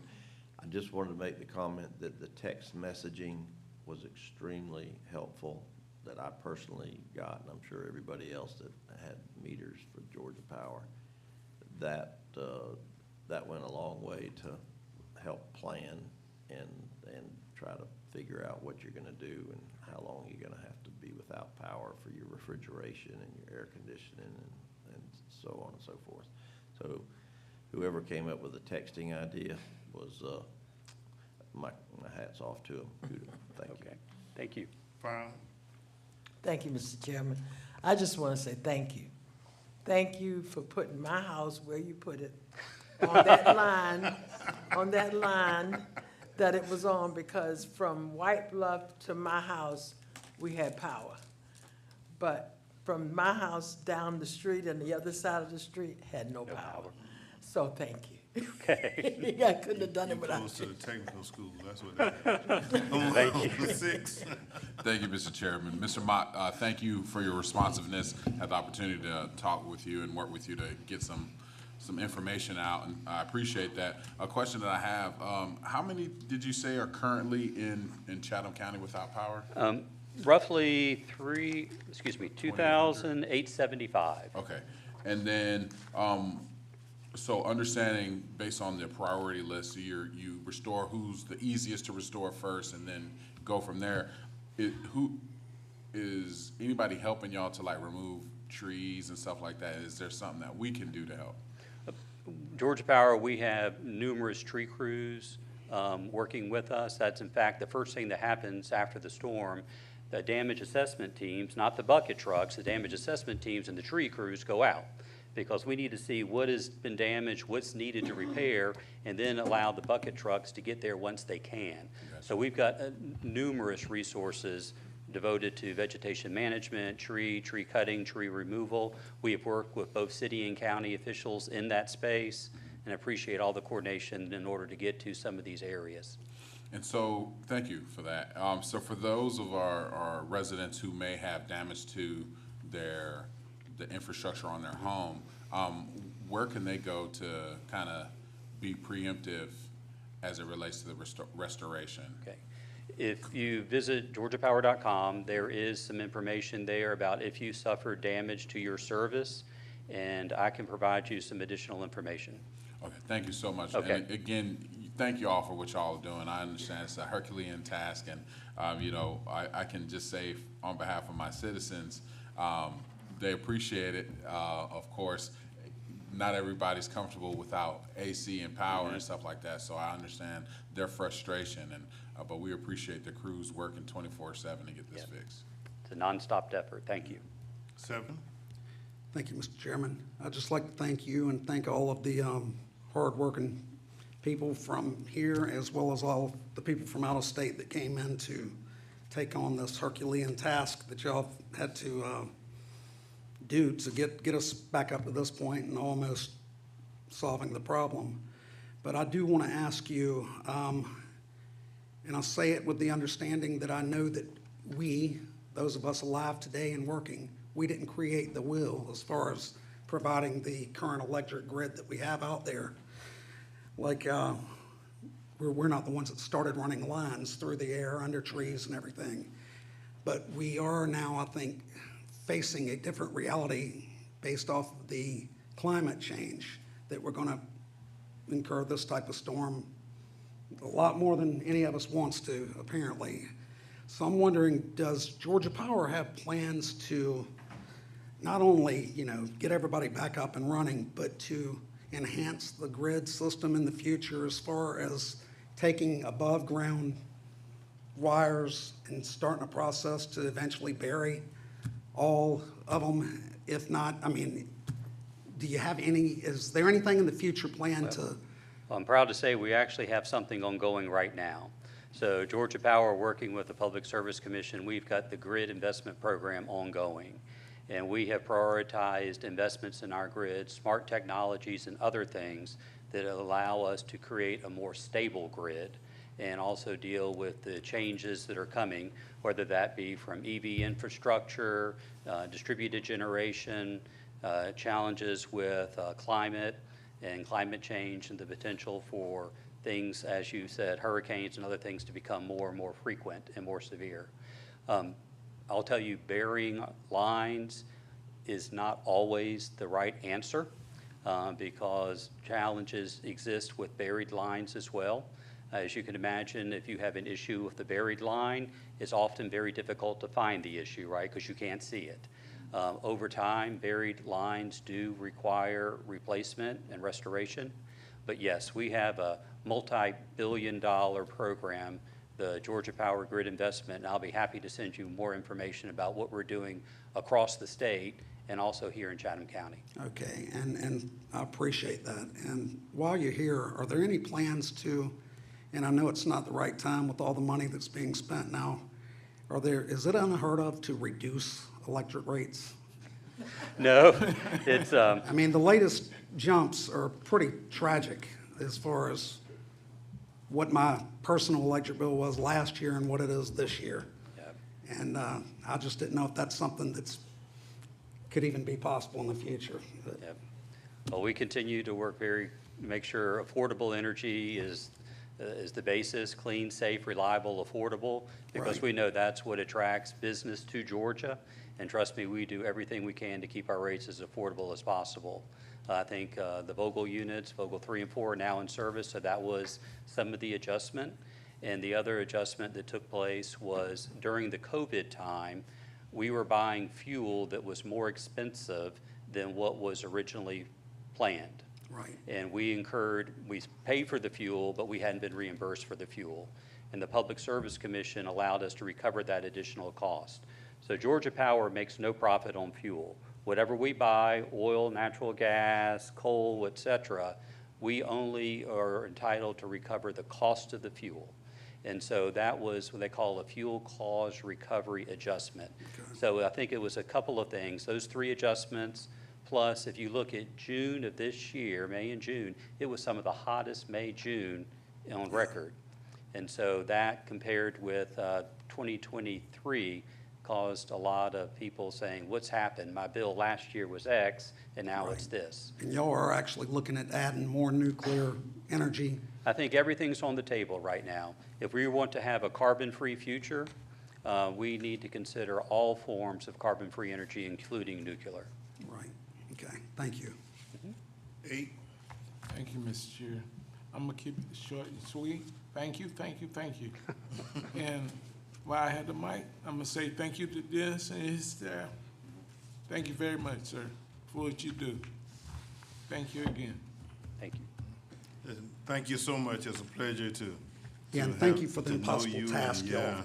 are undertaking right now. And I'll just say that I know that it's a thankless task, because folks don't worry, especially our young people. The only thing they care about is I don't have no service on my telephone. I don't have enough bars. I mean, all they care about is that bar on their telephone. So thank you all for the thing you do, and thank you for being such a willing working partner that we can call you up anytime. Yeah. And I too am, like some of the others, I too am glad that I get those text messages and I get those phone calls. All right, and I say to everybody who has not done it, if you sign up, all right, so they can get you the text message, or they can get you that robocall that comes and tells you exactly what's happening at your particular address, all right, and at your particular place, and I just want to say thank you for all you do, and we continue to work with you. Now, let me say this before I'm coming. Let me say this before I come. I want to, while we're Director Jones, if you come back up a minute, because we've got a copycat that we're monitoring, right? Yeah, I call it a copycat because it's kind of in the Gulf now. It's kind of taking the same path, all right? That's what I call a copycat, all right? Give us the latest from today. I don't think you have the 11 o'clock yet, but. No, not yet. It's actually a system of disorganized storms Right. that are developing in the Gulf of Mexico. The latest information this morning is they are expecting that to have an effect on the the west coast of Florida. So they're not anticipating it to come up this way, knock on wood. But we will continue to watch that, but it is conducive for favorable development. So we'll continue to watch that storm as it develops within the Gulf. Yeah, and see, the thing I want to point out about that, the reason I brought that up is that they project and predict, all right, and sometimes it looks like a big bowl of spaghetti going all over the place, but we don't know how those things gonna come out. That's true. But they're watching it now, and if I was in church, we'd sing the song, "There's a storm out on the ocean, and it's moving this way." All right, so And it may Mr. say Chair, the west side of Florida, but there's once also- it get to Florida, you don't know where it's going. There's also a storm out in the Atlantic In the that's headed Atlantic, this yeah. way. It's Kirk. We're Right. watching that as well. So I'm hopeful it'll remain out in the Atlantic, but it is trending toward Yeah. the west, so we'll keep a watch on that as well. Yeah, I just hope it keep making that Big Bend right. That's right. Because then it goes away from us totally. All right, thank you so much. Now, the other one I want to do, wait a minute, I'm coming. The other one I want to do is I want the folks from 911 to stand up. That's what I was. All right? I'm glad you moved over there because you caught my eye. All right? And let me tell you why I want you to stand up. And many of you may not know this, but we know it in the EOC and we know it in the command policy. The storm hit Georgia to the point where our 911, we had to do 911 service for what? Glenn? Have I got it right? Which ones? Come on. Yeah, our 911 system had to take on the 911 calls for other counties because theirs was out completely. Give us what we did, Ms. Pinckney. On Friday afternoon, we received a call from AT&T. They did not, speak with any management or supervisors. They just advised one of the call takers that they were going to be transferring the calls for Glenn County to our 911 center. So when we got that call, we didn't know quite what to expect because we don't know Glenn County's call volume. So we just expected that we were going to be overwhelmed. But there was no way that the telephone company could get in touch with Glenn County, so they didn't want those calls to be in cyberspace. So they transferred them over, and it was not overwhelming. I just advised the 911 call takers to bring those calls to us, and we would determine how we were gonna get them to Glenn County. So Deputy Director Palmer and myself, Administrator, 911 Administrator Scott, we worked together to make sure those calls were handled. And we did find a number, and we were able to get all the calls routed to them that came into the 911 center. That was also true of Saturday and Sunday. We received Bacon County's calls. We were able to get them their calls. And one of the issues was that they are not all counties are on the CGARN system, which is a radio network where we can talk to one another. So that presented a challenge, but we worked through it, and we were able to get them their calls. We did Glenn County again on Sunday. That was a coordinated effort, and it went a lot more smoothly. For us, regarding the 911 calls that we got leading into the storm event for 9/27, we got approximately 4,800 calls. Whereas normally we get at the most about 1,500 calls per day. So the entire week of the storm event, from Wednesday to Sunday, we got 12,810 calls. That's a lot of calls for the 911 center. And that does not include the calls that were handled through the non-emergency call center. At one point, we did have to transfer the calls for Glenn County to the NEC, or the non-emergency call center, and they handled them for a while. All of the communications officers in the NEC, they receive the same training as the personnel in the 911 center. So the calls were concise, and we were able to work together and get those calls handled. One thing that it did bring to our attention is that we need to do better as a region in making sure that we can help each other in these types of events, because we never know how a hurricane or any kind of event that might affect the region is going to affect the 911 centers.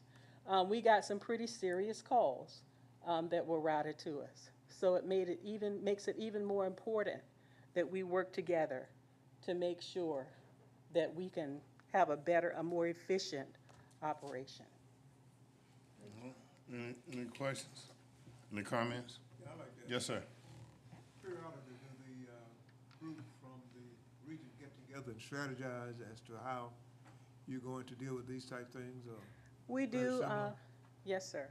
The Georgia Emergency Communication Authority is the authority that kind of brings us all together. We get together and talk. During COVID, we got together and, just to check and see what everybody was doing and how we could help each other. After the Hurricane Helene response, I reached out to our coordinator for this area through the Georgia Emergency Communication Authority and asked for a meeting so that we could discuss what I've just explained, a way that we can better help each other, because our infrastructure was up, but some of these counties, they lost their abilities as far as email, phones, and internet. So we had to be very creative as to how we communicated with them. So it may be us in the future, hopefully not, but if it is, we want to make sure that we come together and we, use our tools wisely and more efficiently. One of the things that we did during COVID was we purchased a telephone system. It's like a 911 system in a box. We may be able to use that to assist. If we have all of our personnel staging, we can actually separate those calls outside our 911 center so that it doesn't impact who we have working in the room. So that's one of the things that we can talk about to better enhance our operations, and also just identifying who's on the CGAR network and how we might utilize that as a more efficient tool for communicating with other agencies. And I also just want to take an opportunity to thank our staff, because they worked efficiently, they worked together. I mean, it was a really stressful event. However, they worked well together, and they made that whole process of handling outside calls very easy to do. And again, I wanted to make sure we brought that up and brought that out, because I know there is, the state is working on a system now where everybody is connected or interconnected, so that you can do this kind of, it's not like that yet, but they're working on it. I was able to attend that workshop where the folks from the state talked about connecting statewide with all of us and making sure. But I want to again congratulate and thank you all for taking on a job that you didn't know was coming, all right? And it just, AT&T, they just called and said, y'all got it. And so you had to perform with it. And that's the way it happened, all right? They just called and said, we can't get in touch with them, so therefore we getting in touch with you all, and you all need to handle us, and here they come. And they were right there on the money, all right? Anything else from anyone else? Yes, all right, let me go to Commissioner Milton. I just want to say thank you.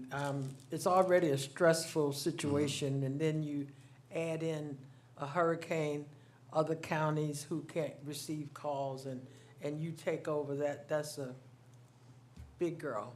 We're just happy. Really, and that's important. Yes, ma'am. I mean, you know, the calls that you get already, I don't know that I could even handle. So then you add all of that, boy, that's pressure. Well, Pressure bust pipes.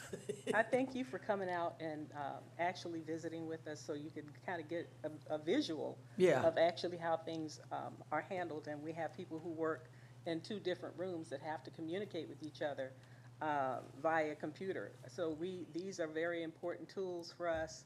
And of course, we are preparing for an upgrade on our system. We're thankful that the system held up through Hurricane Helene. And we are preparing for the first leg of our next gen, our upgrade, our telephone system, which is scheduled for January. So we're happy about that. And of course, next gen is coming, and it'll make for a better infrastructure for all 911 centers. And I think it's really great that you're thinking regionally, because when it comes from the Atlantic is coming up, the storms are coming up, so it affects everybody. And somebody has to be prepared to answer the call. We're also preparing, the Georgia Public Safety Training Center is having a continuity of operation workshop so that the 911 centers can be better prepared. And this is very timely, so we're thankful for that. So that gives the 911 operators a better foundation as to how to handle situations such as this. Like I said before, we never know how a hurricane event is going to impact our area. But if we're prepared, if we have a good phone tree and all those things inherent in emergency operations, that will make this situation a lot less stressful and better managed. Very good. Thank you. All right, Commissioner Whiteley.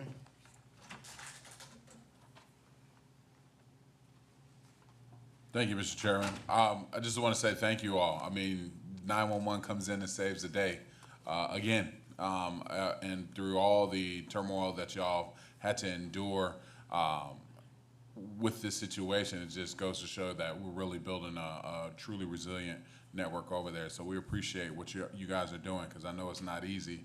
Again, as I say all the time, y'all are dealing with people on their worst day at the worst time, and still being able to manage through that. I wanted to ask, is there anything that y'all had to endure that was not, you weren't ready for? You know, I understand a lot of folks lost power, so I imagine your staff members lost power. Were there challenges with them getting to work and stuff like that? Yes, there were a few people that were affected personally by that. They didn't have power. One of our communications officers, a tree fell on her car. Okay. So she couldn't get to work. So those are the kind of challenges that everybody that lives in this community who works for the 911 center faced. Yeah. So that's one of the reasons why, I'm so impressed by the people that we have working in that center who are so committed. We didn't have to, we try to make it where we don't have to go outside the center hardly at all for resources. As far as food and all of that, we had a team that took care of the food. They provided for that, and they did very well. And believe me, that takes a lot of the stressors off. If you know that when you come to work, it's not going to be an unpleasant experience. You know, all of your needs are going to be met. We did not stage our staff for this event. They were able to go home since it was going to occur overnight. But, and I stayed around the corner. I stayed near site, and then Russ stayed on site. Just giving you an idea, a picture of how we operate. And I realized that even staying around the corner, you might not be able to get back because of debris, wind, and other elements. So we learned some things that we could do better next time. We're going to make sure that all of us are right there as much as possible, and we're as close to the department as possible so that our personnel don't have to endanger their lives getting back on site. Awesome. Well, thank you again for your efforts, and I just want to say to this commission, the resources that we provided with them in our budget, is it at work. So I applaud that, y'all. We thank y'all. We really do. All right, any other commissioner? Thank you all. Mr. Manager, back to you. No, I That's it? think that's it, Mr. Chairman. I want to make sure we got 911 in there because it's just in ordinary circumstances, and they did extremely good job. Okay. Commissioner Farrell? Mr. Kegler, we had 2 precincts that we had hardened for a storm like this or other ones. Did they lose power, or the one on Whitmarsh or the one on Whitfield? Yes, sir. We did have a couple of precincts that lost power. The one on Whitfield, we had an issue with the generator, and it's on LP gas, and we had a hard time getting the vendor to recharge that system, so we're looking at that. A lot of lessons learned from generator capacity, and we're taking a second look at some of our facilities to make sure that we've got adequate generator capacity for those. Well, so if we lost the power, the generator did not come on and run the precinct as it was planned and built for? Yes, sir. One on Whitfield, generator did come on, but refueling the generator was an issue. Because if it was diesel, we wouldn't have had a problem, but because it was propane, then it was an issue getting it refilled. Is that because was the tank full before the storm? Yes, sir. But it went through the fuel so quickly? Yes, sir. So. We're relooking at that. Okay. But everything, it came on initially? Yes, sir. So it was just a fueling issue? It's just a fueling issue with that. And most of our other facilities, generators, we had a issue with a switch for the generator for this building, but everything else worked pretty good. And how often do we test those during non-weather events? Do we? Weekly. We have weekly tests, weekly. We put a load on, and I'll check with facilities, but for most of our facilities, we do a weekly load test. That's good. All right, got everybody? All right, there is a need, thank you all very much. There is a need for us to have an executive session, so may I have a motion to recess to executive session? So moved. For litigation. Litigation is all we need to do today? All right. Got a motion, got a second?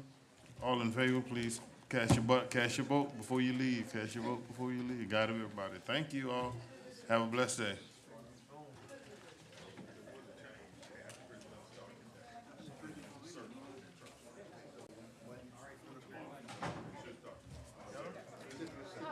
Thank you, sir. Appreciate it. Just some discussion about that fees report. Well, yeah, it was, they made comments that were unfavorable. Huh?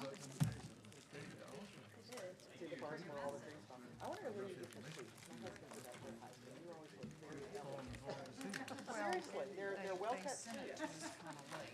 It's a brand new, so that's why it's welcome. No, you always. No, it's just that we're, This is a, You got it figured out yet? is it Brooke Brothers? No, sir. No, sir. No, sir. I do have it. I had it figured out. Elegant to where, you just always look sharp. You also look very orange on here, that's what I was gonna ask you about. Is it that monochrome or is it?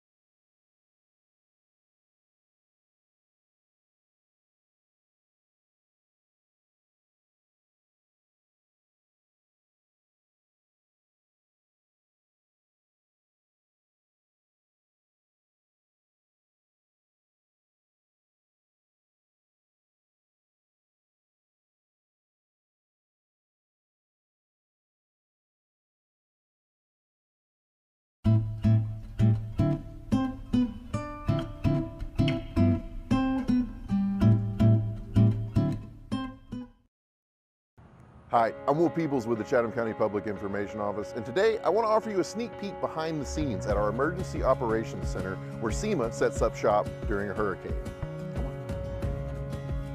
When a storm like Hurricane Helene threatens Chatham County, SEMA activates Chatham County's critical workforce. Dozens of members of Team Chatham assemble at the EOC to track, monitor, and plan for the coming storm. We work around the clock, 24 hours a day, putting resources into place. We eat here and even sleep here if the weather prevents us from leaving. We work with our media partners to make sure Chatham County residents have the information they need to stay safe. In Georgia, and joining us now is the director of the Chatham Emergency Management Agency in Savannah, Georgia, Dennis Jones. And if a storm leaves damage in its wake, we make sure the necessary resources are in place to help Chatham County return to normal. But the most important thing that you need to know about what we're doing at the Emergency Operations Center is making sure that you have the information that you need to stay equipped during a disaster. Thanks for joining us, and stay safe out there.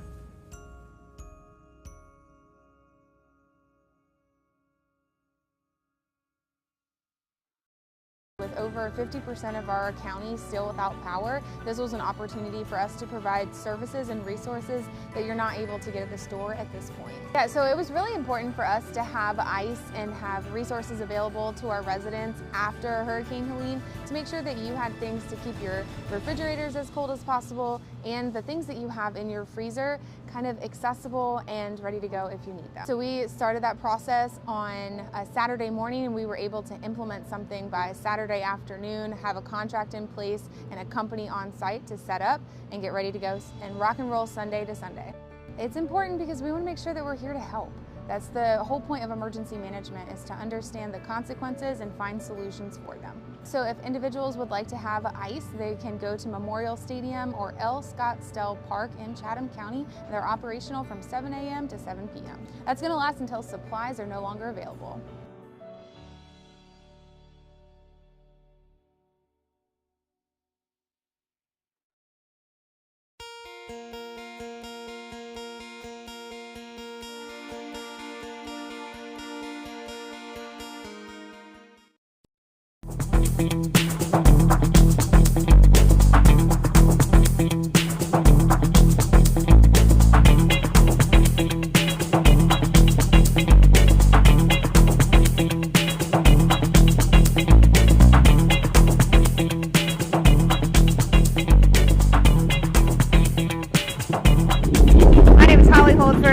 I'm the facilities manager here at the Chatham County Aquatic Center, which is a great facility that the county has for swimming, for water therapy, for swim lessons, and it's also a great place to work.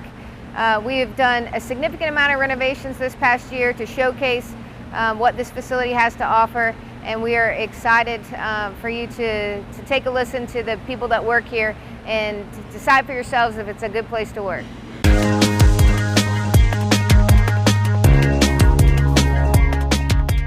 Everyone likes each other, everyone gets along, everyone has a good time when they're here. Training is always fun.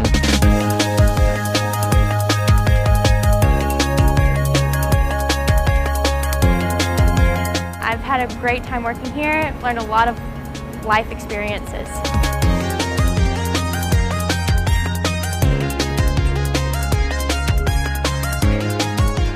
It's just a gorgeous facility to work here, so I like that.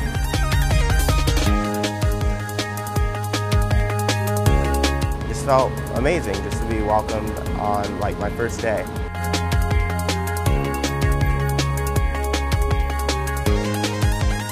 Teaching people to swim is a fantastic experience. To see people learn and grow and progress and become more comfortable in the water, it makes me feel amazing that I can take a skill that I learned how to do and teach it to other people.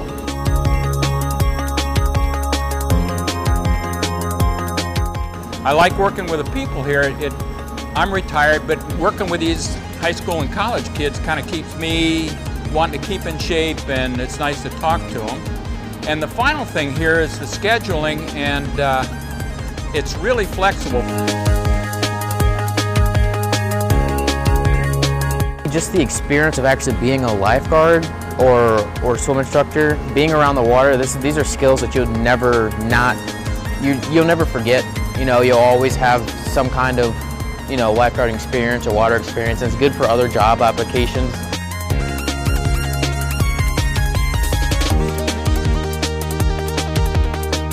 I love watching the connection with the children learning their like safety skills and stuff, and watching it click, and then they get it and they work so hard on things, and it's just the little rewards that are just amazing.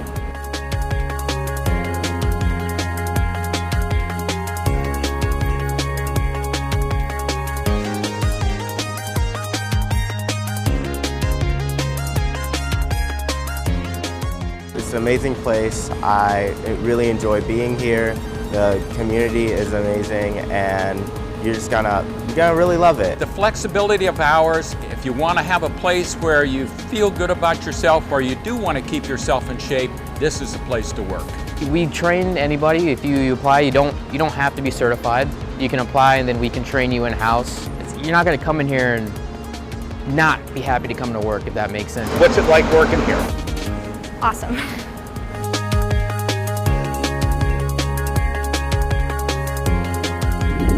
So if you're interested in applying for any of our positions here at the Aquatic Center, you can go to the Chatham County Government website and look at the HR page where it lists all positions with the county, and you'll find the positions there. You can apply right there. You just click on the link and submit an application. If you have more questions, you're welcome to call us or email and ask any specifics about the jobs that aren't in those descriptions, and we'll be glad to reach out to you and talk to you about the opportunities here.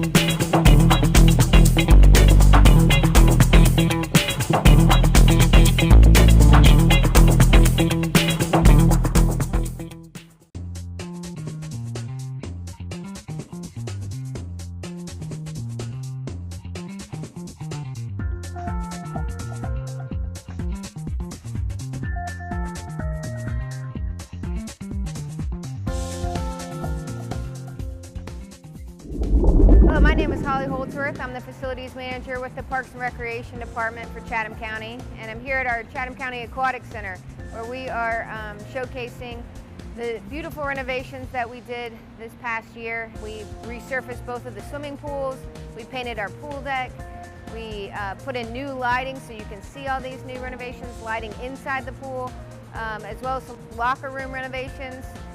Improve the plumbing there. You can take temperature controlled showers, paint job everywhere. It looks like a brand new facility for us. So if you want to check it out, you can. We have memberships and punch cards, as well as day visitors just come in for the day. We offer all different types of water exercise programs where you can just come and swim laps. We do have competition swim teams that you can join. You can also join one of our water aerobics classes. If you're not a confident swimmer, we have swim lessons for all ages. There's a little bit for everyone here at the Aquatic Center.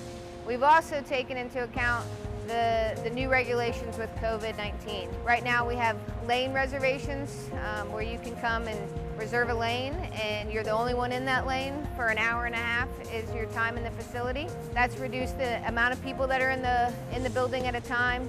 We've limited the ways that people come in and out of the building, so we don't have groupings of people at any time, and we limited the amount of locker room use that's happening. We do encourage people to come and go in their swimsuits if they don't need to utilize any of the other facilities within the building. We have a lot of safety precautions.